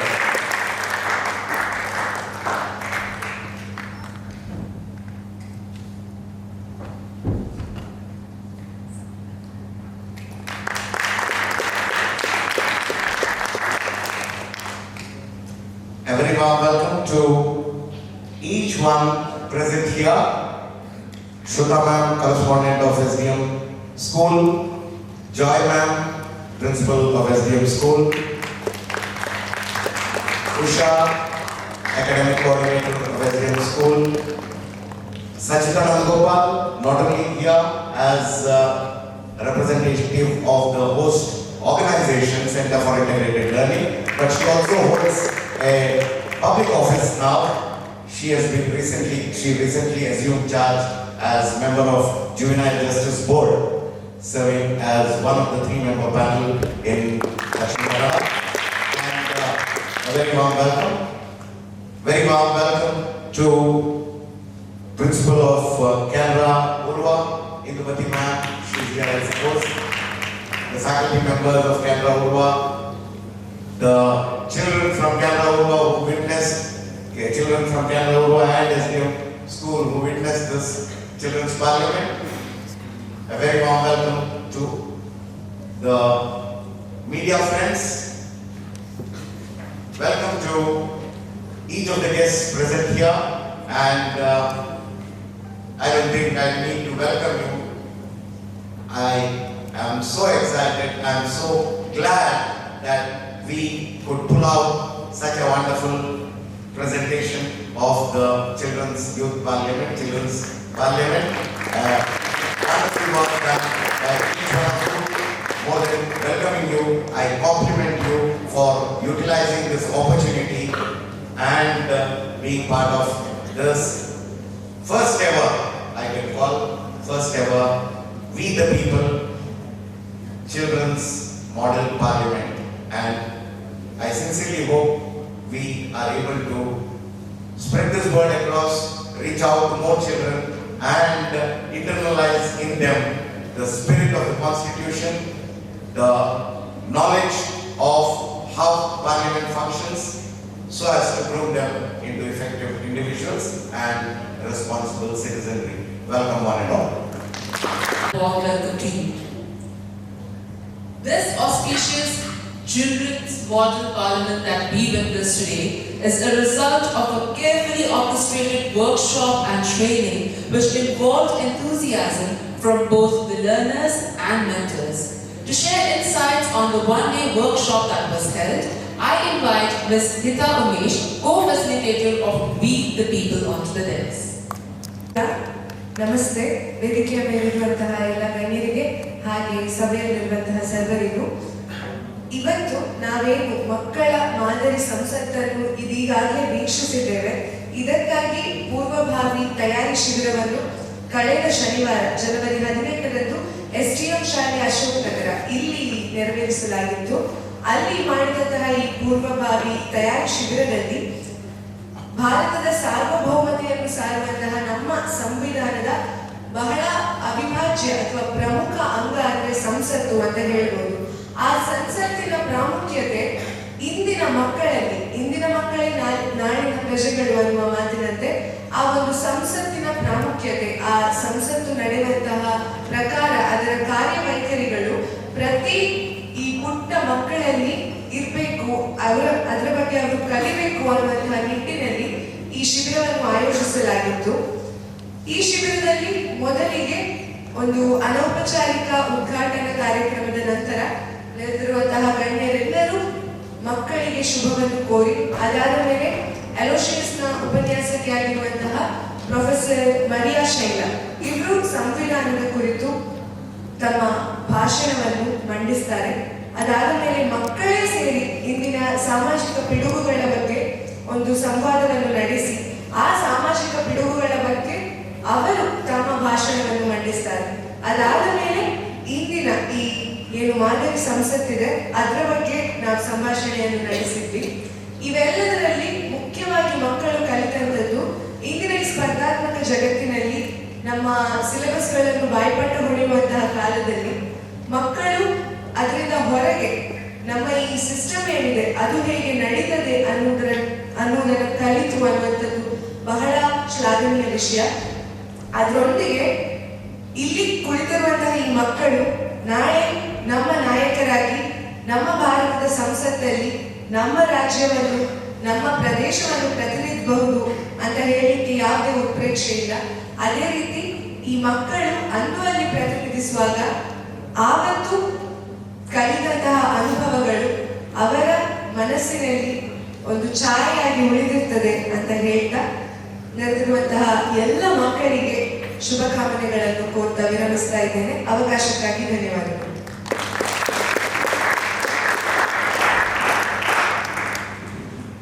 Thank you, Hita.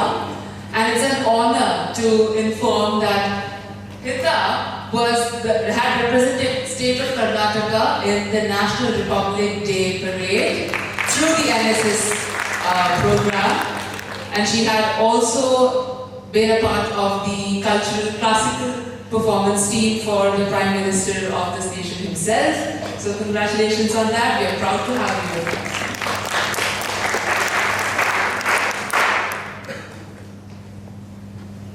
Now we have with us today's children's model Prime Minister, Ms. Swati Bhatt, who is also a ninth grader from Canberra School, Urva, to share her insights on how she has felt and gone through this whole process of the model youth parliament. Onto the dais, please. A very good morning, very good afternoon to everyone present here. So this parliament was held on 18th in SDM School, Ashok Nagar. So yeah, like everyone, even our school, we came from our school, we were 5 members. We were excited, like big school, we don't know what's going to happen there and all. And then we got into a classroom. So the thing which I liked was the session was meant to be started at 9 a.m. And exactly at 9 a.m. the session began. And then we were briefed about the politics and how the politics work, Rajya Sabha, Lok Sabha, by Dr. Maria Shaila D'Souza ma'am. She really briefed us so well that we actually had a clear-cut idea what is politics. And then we were like 45 to 50 members. So we went to a room and then we understood who were those. We knew their names, their passions, and a lot of things. We interacted. Then we came together and we wrote about the problems that India is suffering now. And through that, we came to know about teamwork. So usually it's only us learning, doing everything, but in this, we came to know how to work in a team. And then, of course, food was really great at SDM. And then we had the model parliament session. So Nanda Gopal sir really briefed us very well. And they had selected members from the way we spoke. So by the time we were seeing Ifra's motivational and confidential speech at the youth parliament, they had already selected the members like the Prime Minister or the opposition party leader. And then Nanda Gopal sir briefed us what we should do on 25th. So then, because it was time, we all left and sir said that we would create a group. So the group was created, the scripts were sent, and I really loved it because sir was always ready to clarify any kinds of doubt personally, because I myself have sent a lot of messages to sir clarifying the doubts. But sir never got angry or irritated because of anything, but he was really kind to answer all of them. And moreover, this kind of session is really needed because we in the school, we just learn about our academics, but here we come to know about a lot of people.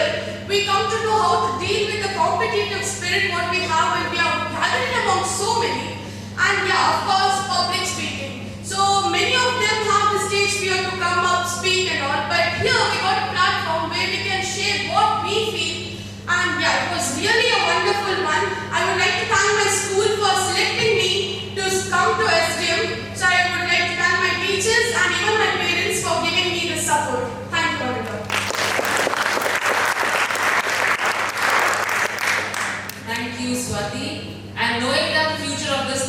lies in such confident and outgoing, well-informed hand, it really gives us all reassurance. And also, yes, this was not scripted, prepared, or practiced. It was just informed that we need to speak impromptu, and that was the performance delivered. So a round of applause.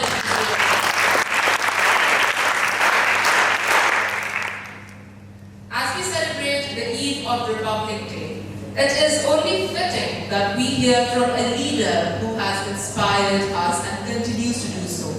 It is my honor to invite our chief guest, Capt Brijesh Chowta, to address the gathering. Over to you, sir.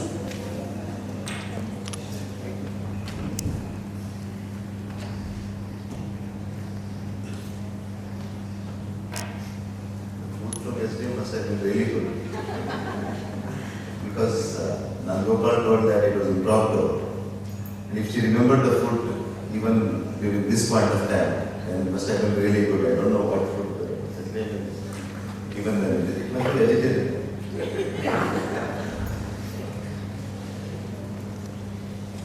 Center for Integrated Learning Bangalore, this is the second program I'm attending. One before becoming a parliamentarian and now after becoming a parliamentarian.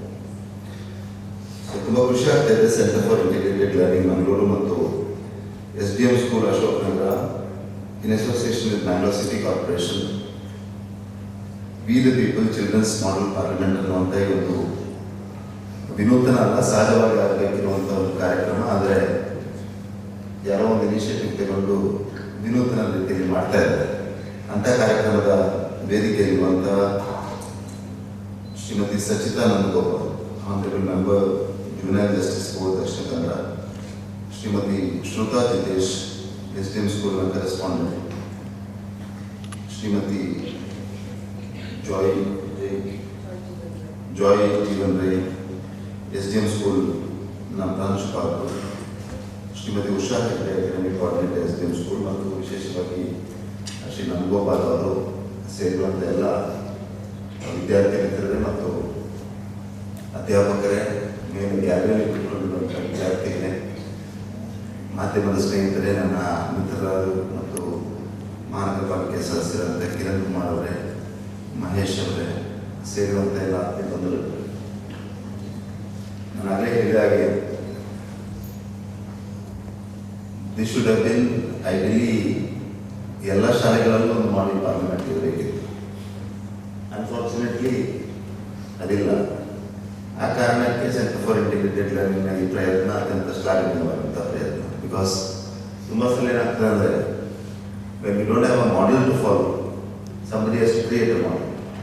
Probably in that sense, Center for Integrated Learning, you have created a model for a lot of people in Bangalore to emulate, and I request all the teachers from other institutions, also SDM institutions, to have something of this kind of an activity which should be a regular feature in institutions. ನಾವು ಶಾಲೆಗಳಿಗೆ ಹೋಗ್ತಾ ಇರುವಂಥ ಸಂದರ್ಭದಲ್ಲಿ ಬೇರೆ ಇಂಟಿಗೆ ಹೋಗ್ತಿಲ್ಲ, ಈ ಥರದ ಚಟುವಟಿಕೆಗಳು ರೆಗ್ಯುಲರ್ ಆಗಿ ಆಗ್ತಾ ಇದೆ. ಬಟ್ ಇವತ್ತಿಲ್ಲ. ಯಾಕೆ ಅನ್ನುವಂಥದ್ದು ನನಗೆ ತುಂಬ ಸಲ ಶಾಕ್ ಆಗ್ತಾ ಇರುವಂಥ ಒಂದು ಸಂಗತಿ. ನಾನು 2002ರಲ್ಲಿ ಎಲೋಶಿಯಸ್ ಕಾಲೇಜಿನಿಂದ ಪಾಸ್ಔಟ್ ಆದಂಥ ಸಂದರ್ಭದಲ್ಲಿ, not a ditto parliament like this, but we had a parliament and I was the speaker of that council. So ಈ ರೀತಿಯ ಪಾರ್ಲಿಮೆಂಟ್ಗಳಿತ್ತು. ವಿಲಾಗ್ರಸ್ನಲ್ಲಿ ನಾವು ಬರುವಂಥ ಸಂದರ್ಭದಲ್ಲೂ ಪಾರ್ಲಿಮೆಂಟ್ ಇತ್ತು. I don't know about other institutions ಯಾವ ರೀತಿ ಇತ್ತು. ಇವತ್ತು ಆ ರೀತಿ ಇಲ್ಲ. ಐದರ್ ಯು ಹ್ಯಾವ್ ಗಿವನ್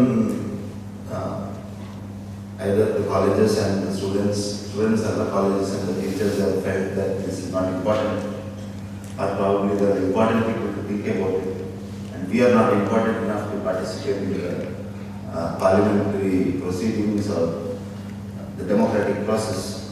ಪ್ರಾಯಶಃ ಈ ಕಾರಣಕ್ಕೆ ಈ ರೀತಿ ಮಾಡಿದ್ದೀರಾ ಅಂತ ಗೊತ್ತಿಲ್ಲ. ಬಟ್ ಖಂಡಿತವಾಗಿಯೂ it is we the people who matter. It is we the people who have to run this democracy.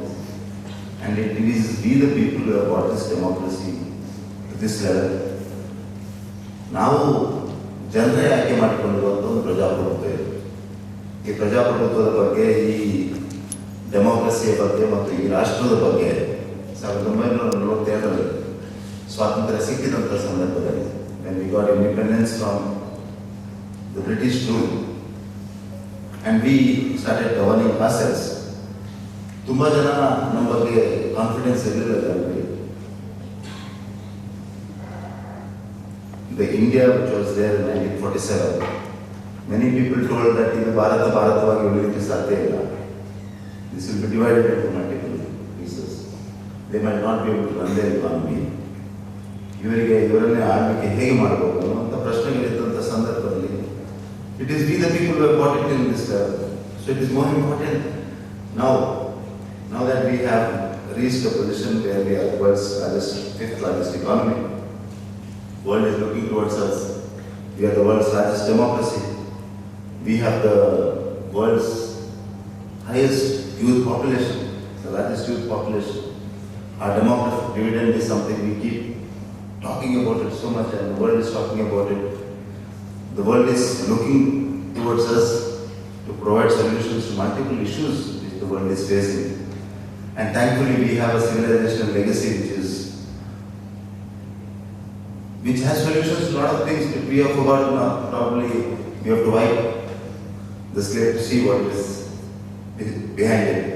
So ಈ ರೀತಿಯಾದಂಥ ಒಂದು ಅಪರೂಪದ ಒಂದು ಸಾಂಸ್ಕೃತಿಕ ಪರಂಪರೆಯನ್ನು ಹೊಂದಿಕೊಂಡಿರುವಂಥ ನಾವು ಶಿಕ್ಷಣ ಸಂಸ್ಥೆಗಳಲ್ಲಿ ಇವತ್ತು ಪ್ರಜಾಪ್ರಭುತ್ವವನ್ನು ನಡೆಸ್ತಾ ಇರುವಂಥ ಆ ಲೆಜಿಸ್ಲೇಟಿವ್ ಪ್ರಾಸೆಸ್ ಅನ್ನು ಮಾಡ್ತಾ ಇರುವಂಥ ಪಾರ್ಲಿಮೆಂಟ್ ಅಂತ ಏನಿದೆಯಾ ಅಥವಾ ವಿಧಾನಸಭೆ, ಶಾಸನಸಭೆ, ವಿಧಾನ ಪರಿಷತ್ತು, ರಾಜ್ಯಸಭೆ, ಈ ರೀತಿಯ ಚಟುವಟಿಕೆಗಳಿಗೆ ಶಿಕ್ಷಣ ಕ್ಷೇತ್ರದಲ್ಲಿ ಅಥವಾ ಮಕ್ಕಳ ವಿದ್ಯಾಭ್ಯಾಸದಲ್ಲಿ ಯಾವ ಪ್ರಾಮುಖ್ಯತೆ ಕೊಡ್ತಾ ಇಲ್ಲ ಅನ್ನೋದು ನನಗಂತೂ ಗೊತ್ತಿಲ್ಲ. As a legislator probably I have to move private members bill to ensure that it is there in all educational institutions as part of the curriculum probably. One ಸಂದರ್ಭದಲ್ಲಿ civics ಅಂತ I forgot, I'm not a very good student when it comes to academics. Civics ಅಲ್ಲಿ ಇದ್ರ ಬಗ್ಗೆ ಸ್ವಲ್ಪ ಹೇಳಿಕೊಡ್ತಾ ಇದ್ರು. But we had ನಮ್ಮ ಶಾಲೆಗೆ ಹೋಗ್ತಾ ಇರುವಂಥ ಸಂದರ್ಭದಲ್ಲಿ ಸಣ್ಣ ಎಲೆಕ್ಷನ್ ಕಾಲೇಜ್ ಕ್ಲಾಸ್ ರೆಪ್ರೆಸೆಂಟೇಟಿವ್ ಆಗಿದ್ರು. ಅವರು ಹೋಗಿ ಒಂದು ಕೌನ್ಸಿಲ್ ಅಂತ ಇರ್ತಿತ್ತು, but not literally the name actually. But ಅಲ್ಲಿ ಒಂದು ಹೆಲ್ತ್ ಮಿನಿಸ್ಟ್ರು, ಇನ್ನೊಬ್ಬ ಎಜುಕೇಷನ್ ಮಿನಿಸ್ಟ್ರು, ಇನ್ನೊಬ್ಬ ಕ್ಲೀನ್ಲಿನೆಸ್ ಮಿನಿಸ್ಟ್ರು, ಈ ರೀತಿ ತುಂಬಗಳು ಆಗ್ತಾ ಇದೆ. ಬಟ್ ಇವತ್ತು ಆಗ್ತಾ ಇಲ್ಲ, ತುಂಬ ಕಾಲೇಜುಗಳಲ್ಲಿ ಆಗ್ತಾ ಇದೆ. You must be having, but definitely that is I am talking for the larger audience in Bangalore and larger institutions in Bangalore. ಇದು ಆಗಬೇಕಾದ ಅನಿವಾರ್ಯತೆ ಇದೆ. This is one of the most important things which has to happen. If there is something very important, this is the most important thing. ನಾವು ನಮ್ಮನ್ನು ಆಳ್ಲಿಕ್ಕೆ ಪ್ರಾರಂಭ ಮಾಡಿದ ಮೇಲೆ ಎಲ್ಲವನ್ನೂ ಕಲಿತೇವೆ. ನಾವು ನಮ್ಮನ್ನು ಹೇಗೆ ಆಳ್ಕೊಳ್ಳೋದು ಅನ್ನೋದನ್ನು ಕಲಿತಿದ್ದೇವೆ. Be handicapped when you are going or when you are getting an opportunity, and you will not even inspire people to go to that places. ಯಾರ್ದೋ ಮಕ್ಕಳೇ ಎಂ ಪಿ ಆಗ್ತಾರೆ, ಅಜ್ಜ ಎಂ ಪಿ ಇದ್ರೆ ಮಾತ್ರ ಮಗ ಎಂ ಪಿ ಆಗ್ತಾರೆ, ಇನ್ನೊಬ್ಬ ಇದ್ರೆ ಮಾತ್ರ ಎಮ್ ಎಲ್ ಎ ಆಗ್ತಾನೆ. This is natural. If you are not expose to that thing, ಅವ್ರು ನಿಮಗೆ ಅವಕಾಶಗಳಿಲ್ಲದಿದ್ರೆ ಯಾರೋ ಒಂದು ಎಕ್ಸೆಪ್ಷನ್ಸ್ ಇರ್ತದೆ, ಏನೋ ಒಂದು ಜಿದ್ದು ಅಥವಾ ಏನೋ ಒಂದು ಅವಕಾಶ, ಏನೋ ಒಂದು ಸಮಯ ದಿಸ್ ಪ್ರಾಬಬ್ಲಿ ಎಸ್.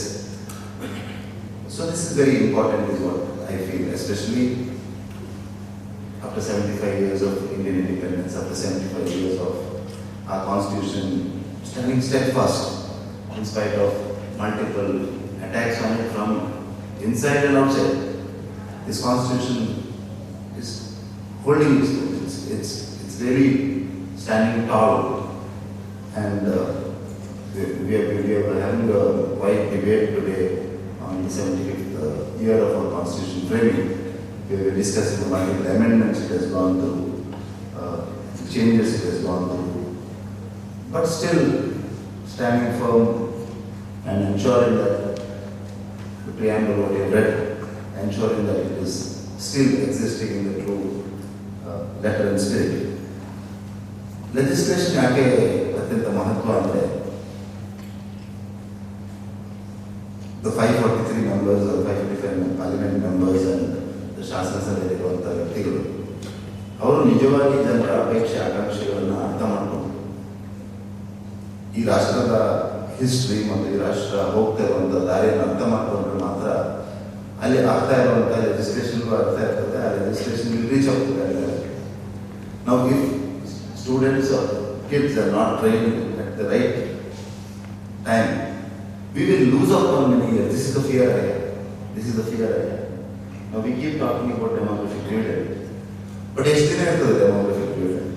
ಇವತ್ತು 60% ಜನ 35 ವರ್ಷದ ಕೆಳಗಿನವರು ಇದ್ರೆ ಇನ್ನೊಂದು 25 ವರ್ಷದ ನಂತರ ಅವರು ಇರಲ್ಲ. We will also be a aging nation. Japan ಯಾವ ರೀತಿ ಇದೆ ಅಥವಾ ಯುರೋಪ್ ಯಾವ ರೀತಿ ಇದೆ ಅಥವಾ ಬೇರೆ ಬೇರೆ ರಾಷ್ಟ್ರಗಳು ಯಾವ ರೀತಿ ಇದೆ ಅಂದರೆ they also have been the superpowers, a strong economies, a young nation once upon a time. Today they are not. And demographic dividend is not something which we have done, it is we are blessed. This is also we have to realize. If God is blessed us, or whatever that power is, if they have blessed us, this blessings has to be realized. Our talent, skill and potential have to be realized. A lot of times I discuss with, being very informal, I don't know if the press is there. So, a lot of times people from Mangalore say that we are very great. We are like that, we are like this, we are all these things. But if you don't realize our potential, what is the point of being great? So the point I'm trying to drive is, we have to truly understand this and deliver to our potential. And to deliver to their potential, we have to train our people, we have to expose them to the things what they will see in their life tomorrow. So I really congratulate the efforts of Center for Integrated Learning, SDM School, and thankfully the Bangalore City Corporation also is cooperated in this. So I congratulate your effort and especially the students here.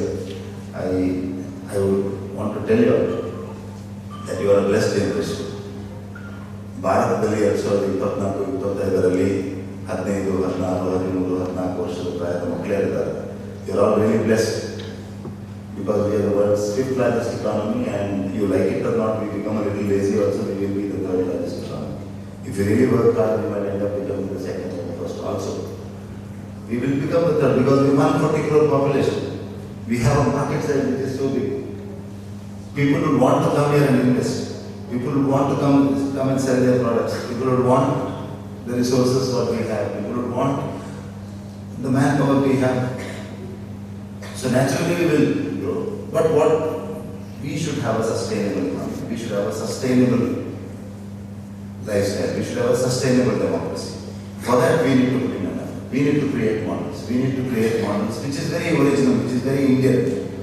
And we don't have to, like others, we don't have to go back somewhere or look at somewhere else to create our models. We just have to see a little backwards. We were the economy which was thriving as before the British came. Where did we go wrong?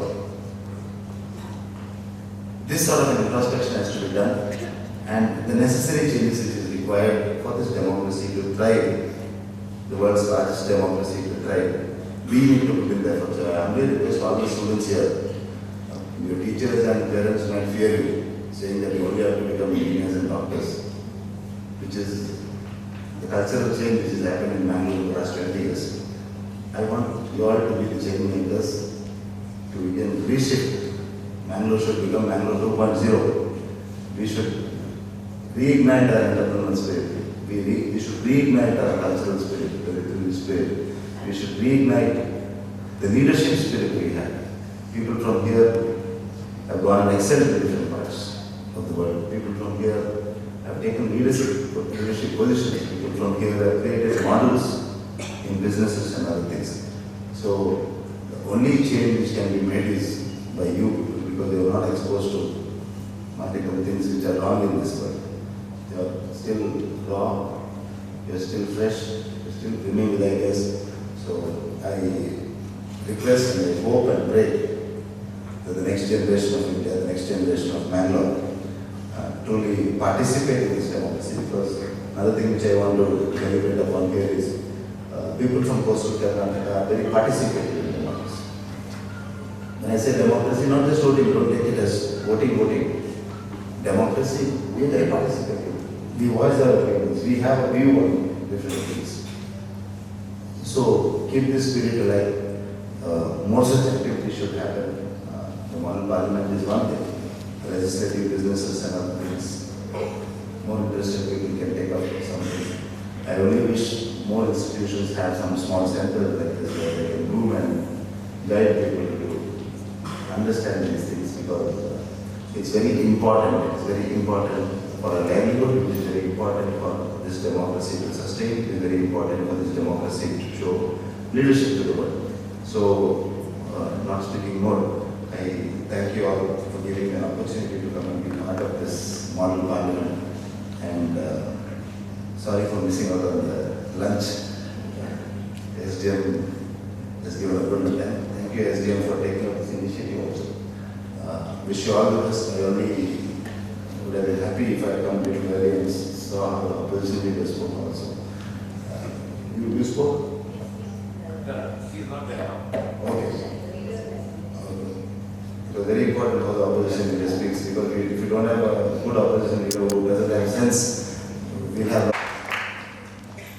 Thank you, sir, for your words of wisdom, which reminded us of our duties as youth, as learners, as students, as educators, and above all, as citizens of this nation. It's an honor to have amidst us Mrs. Sachita Nandagopal, Executive Director of Center for Integrated Learning and a member of the Juvenile Justice Board, Dakshin Kannada. She has been a source of guidance from the get-go of this model children's parliament. I kindly request you to address the gathering.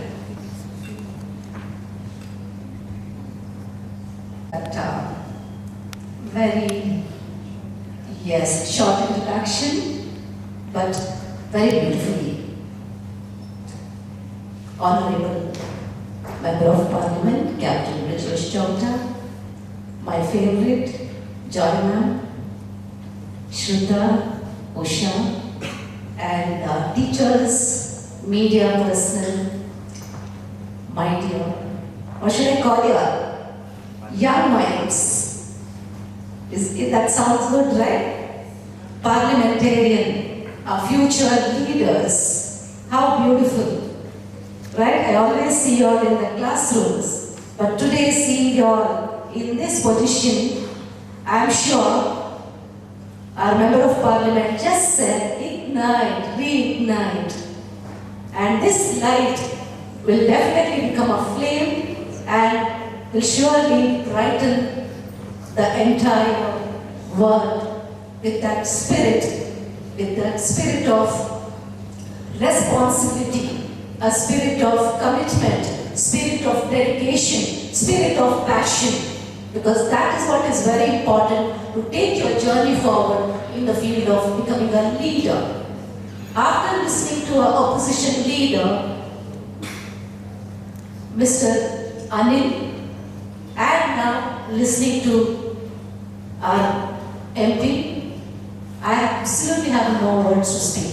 Because these two young leaders of our place, our city, what I need to have to say, I absolutely have no words at all. Because ಅಷ್ಟು ಚೆನ್ನಾಗಿ ಇಬ್ರು ಕೂಡ ಕೇಳಿದ್ರಲ್ಲ ಯಾವ ರೀತಿ ನಮ್ಮ ಮಂಗಳೂರಿನ city ಕಾರ್ಪೊರೇಷನ್ನ opposition leader Anil ಅವರು ಮಾತಾಡಿದ ಶೈಲಿ ಹಾಗೂ ಈಗ ನಮ್ಮ ಮುಂದೆ ಇರುವಂತ ನಮ್ಮ ಸಂಸದರು ಮಾತಾಡಿದ ಶೈಲಿ ಇದು ಇವರಿಬ್ಬರನ್ನು ನೋಡಿದಾಗ ಖಂಡಿತವಾಗಿ ನನಗೆ ಅನಿಸ್ತದೆ ಅದರ ಮೇಲೆ ನೀವು ಅವರನ್ನು ಕೇಳಿದ ನಂತರ ನನಗೆ ಅನಿಸ್ತಾ ಇರೋದೇನು ಅಂದ್ರೆ ನಾಳೆ our tomorrow is going to be brighter because that is what I saw in these two leaders where the city that I belong to. Quitting our lucrative jobs, me as a professor in journalism, being a principal of post-graduation college in Bangalore, heading the department in Besant Women's College, and Nandagopal, senior correspondent of Times of India. Last 15 years we are working with children. Last 15 years we are working with young minds, just to see them to brighten our days. Because our ancestors have done so much for us. ನಮ್ಮ ಹಿರಿಯರು ತುಂಬಾ ಮಾಡಿದ್ದಾರೆ ನಮಗೆ. ಆದರೆ ಈಗ the present generation that we all belong to, your parents, we all belong to the present generation. ನಮ್ಮ future ಜನರೇಷನ್ಗೆ ನಾವು ಏನು ಬಿಡ್ತಾ ಇಲ್ಲ. In the name of technology, ಆ ತಂತ್ರಜ್ಞಾನದ ಹೆಸರಲ್ಲಿ ಎಲ್ಲ ಡಿಸ್ಟ್ರಾಯ್ ಮಾಡ್ತಾ ಇದ್ದೇವೆ ನಾವು. ಪ್ರತಿಯೊಂದು ಹಂತದಲ್ಲಿ ಕೂಡ ನಾವು ನಮ್ಮ ಸ್ಟೆಪ್ ಅನ್ನು ನಾವು ಏನು ಮಾಡ್ತಾ ಇದ್ದೇವೆ, ಕಳ್ಕೊಳ್ತಾ ಇದ್ದೇವೆ. With intention that our ancestors have created a beautiful world for us, but then this present generation, the one who is standing in front of you, he is in the verge of destroying it. But now, you, the young voices, have to raise your voice and say that we are not going to allow our world to destroy. How beautifully our MP said that, right? Or this should not just become a model. It should become a way of life. It should be inculcated within yourself. The personality is not just becoming an academic excellent, not getting 95 or 99% in your academics. Let that be there on one side, because the system needs, if you want to get into a good college, people are asking 99%, 99.9%. Forget about 99.9%, 100% also is not enough. That much of competitive the world has become. Now in that sense, I'm sure you should be able to grasp what Captain said. Get yourself involved in building your personality. Get yourself involved in realizing your dreams. A dream of becoming a leader. A dream of becoming a visionary. When you look into Swami Vivekananda or Dr. Abdul Kalam or recent leader Ratan Tata, there are so many heroes. Real life heroes, not the real life heroes. The real life heroes of such great visionaries who made a difference in the community that we are living in. Take those, they have left their legacy and they have gone. But then let us relive the legacy that they lived, that they left, and make ourselves comfortable around us. Not just ourselves, along with building our own personality, let us make the world around us very beautiful. So like the ending point of our MD, be the change maker. Mahatma Gandhi once said, if you want to see the change, you first become, right? You change yourself. Be the change you want to see. So let us ignite that sense of belongingness. Let us ignite the sense of taking ourselves forward as well as the people around us. So one thing I want to end is smile of happiness. There's a different thing. Happiness, but then a smile is something very unique, and it should come from your heart. And how it happens and when that becomes when you are passionate about what you are doing. When you are passionate about becoming a doctor, become a doctor. When you are passionate about getting into Indian Armed Force, the passion should be, it's not that, okay, my neighbor has become a doctor, I want to become a doctor. My friend has become an engineer, so I also want to become an engineer. No.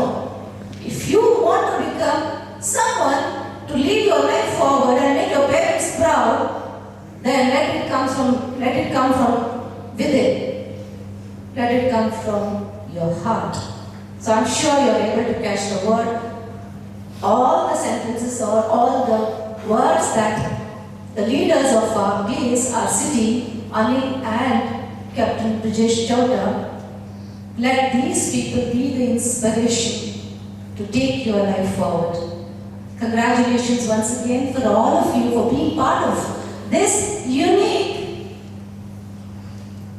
initiative.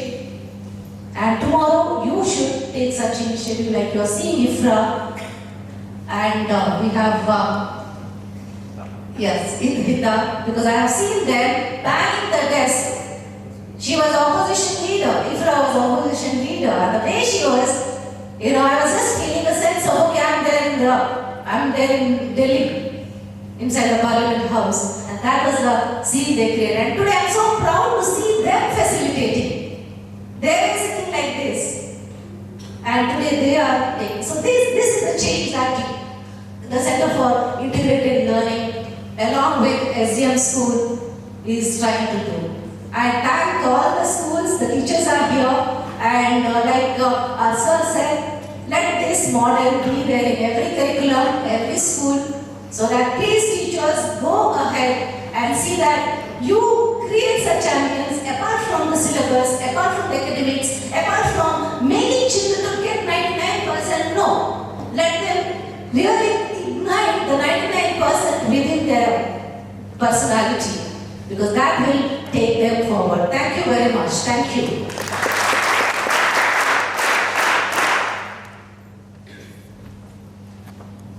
Thank you, ma'am, for that power-packed words that ignited our spirits today. It is now time to hear from a leader who guides an institution that not only provides great food, yes, but also provides opportunities to nestle learning opportunities as children's model parliament. I invite Mrs. Joy Wright, the principal of SDM School, to deliver the presidential address.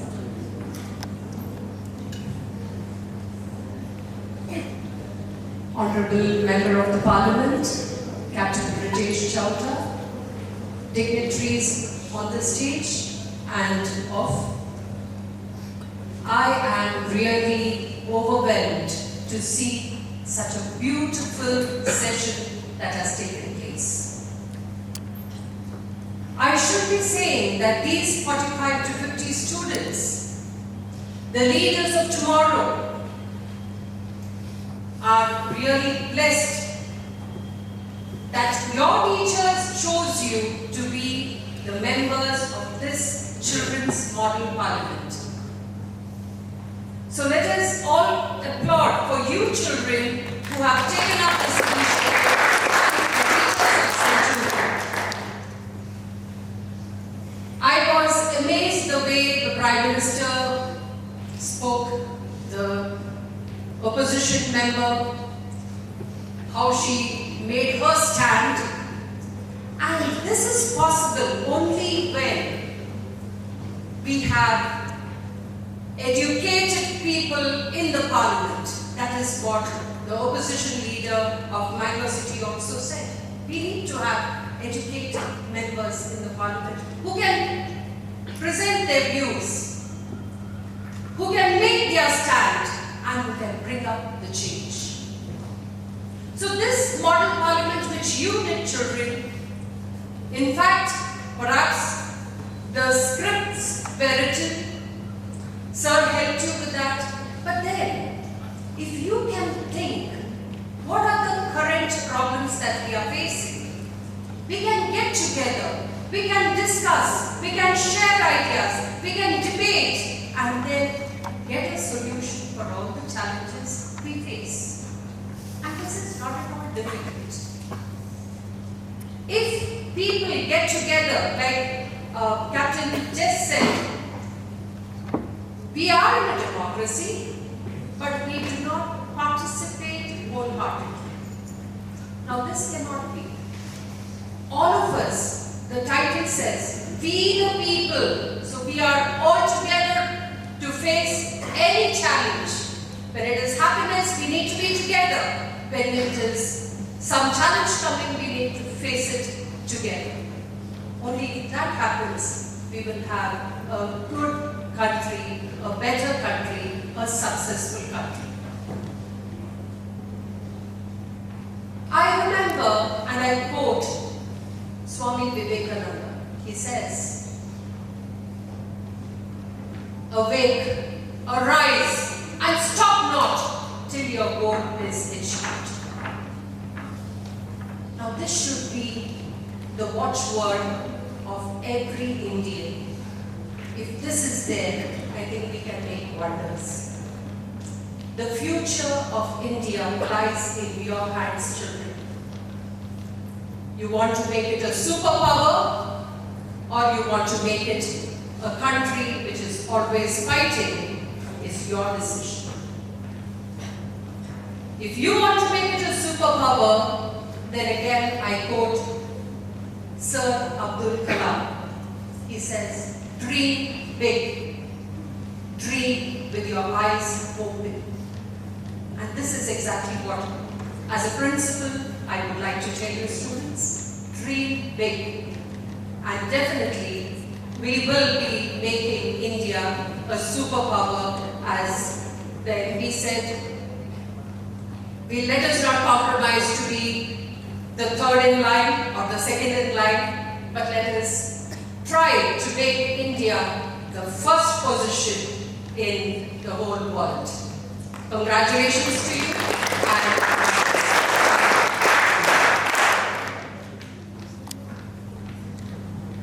Thank you, ma'am, for those inspiring words. The experience we've had today and even during the workshop and training, that consistent hard work and efforts you've put in will remain as a memory, will remain as a learning etched within you throughout your life. However, we have tried to encapsulate it in the form of a certificate, which will be now distributed formally. I request the dignitaries on the dais to kindly do the honors. Vinit, Mohammed Ayan, Annapurna MP,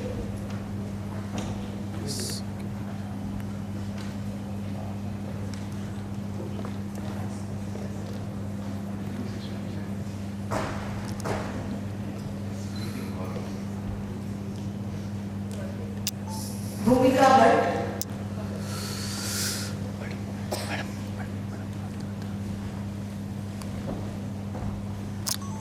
Tanishri,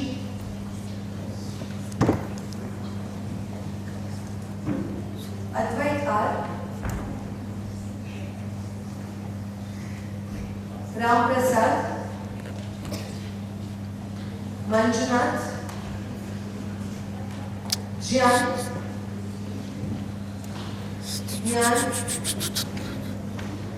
Anshika Pandey, Anita, Prakriti Nandagopal, Geetika,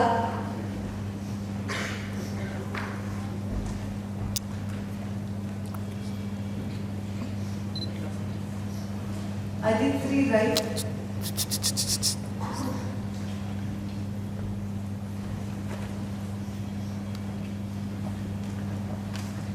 Ananya Keshav Prabhu,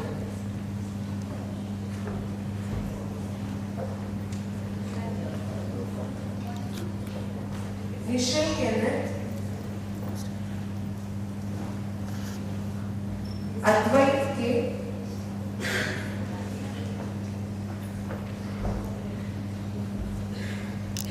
Anita, Anatha,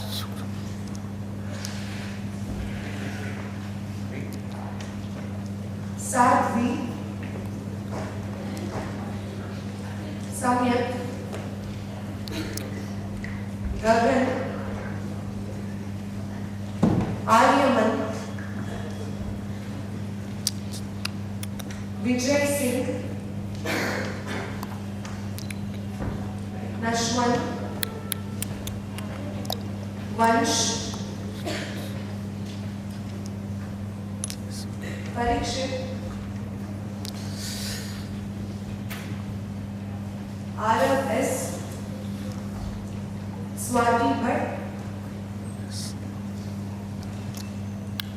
Shri Hari,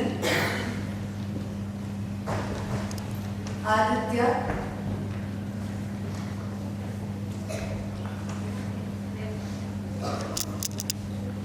Harshit, Anjali,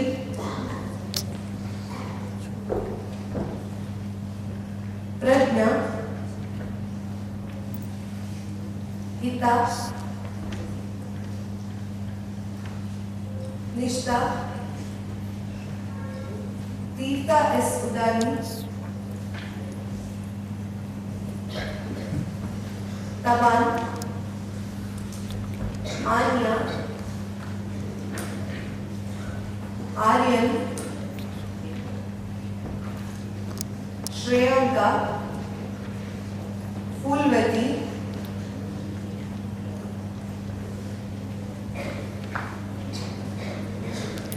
Babitha.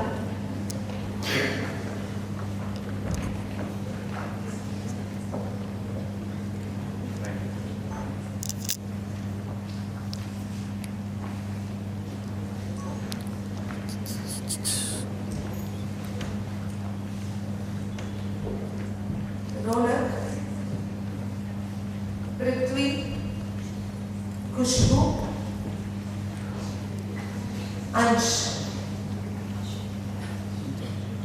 Congratulations to all the participants of first ever Children Model Parliament of Mangalore.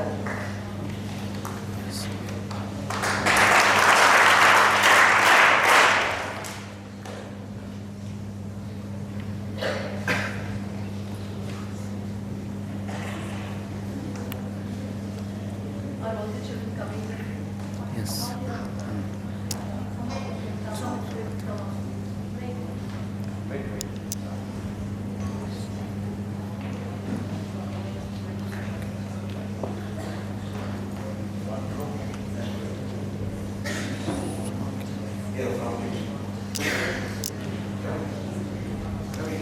ಇದು continue ಆಡು next book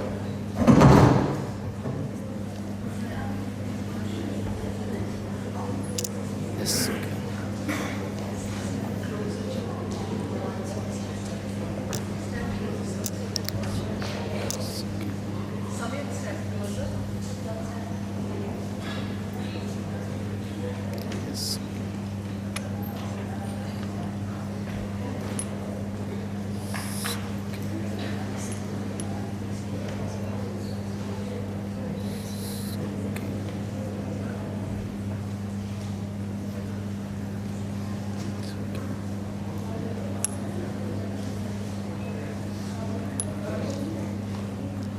Yes, okay.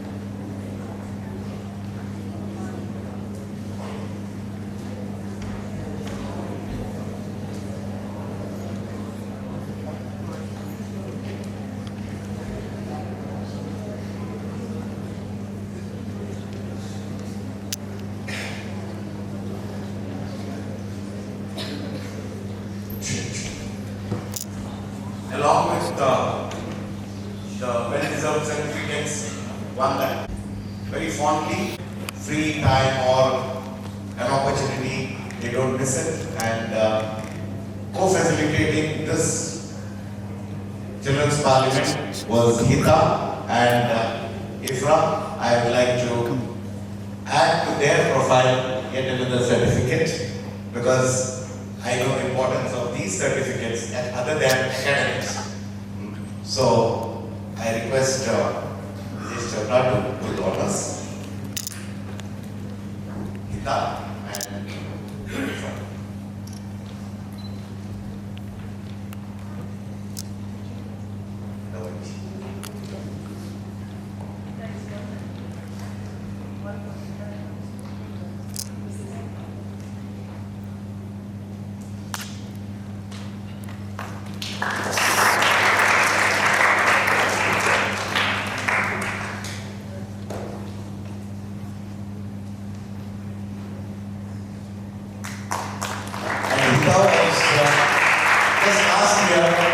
She was in Delhi.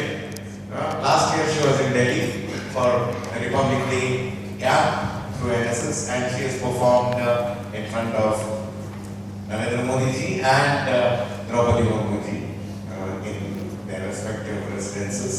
So, one group photo with our guest. Quickly. Quickly. The participating schools. Kerala.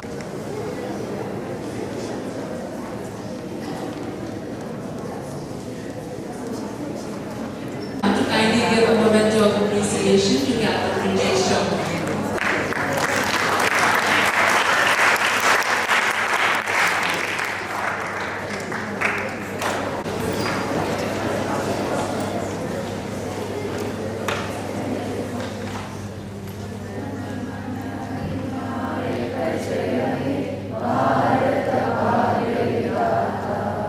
Punjab, Sindh, Gujarat, Maratha,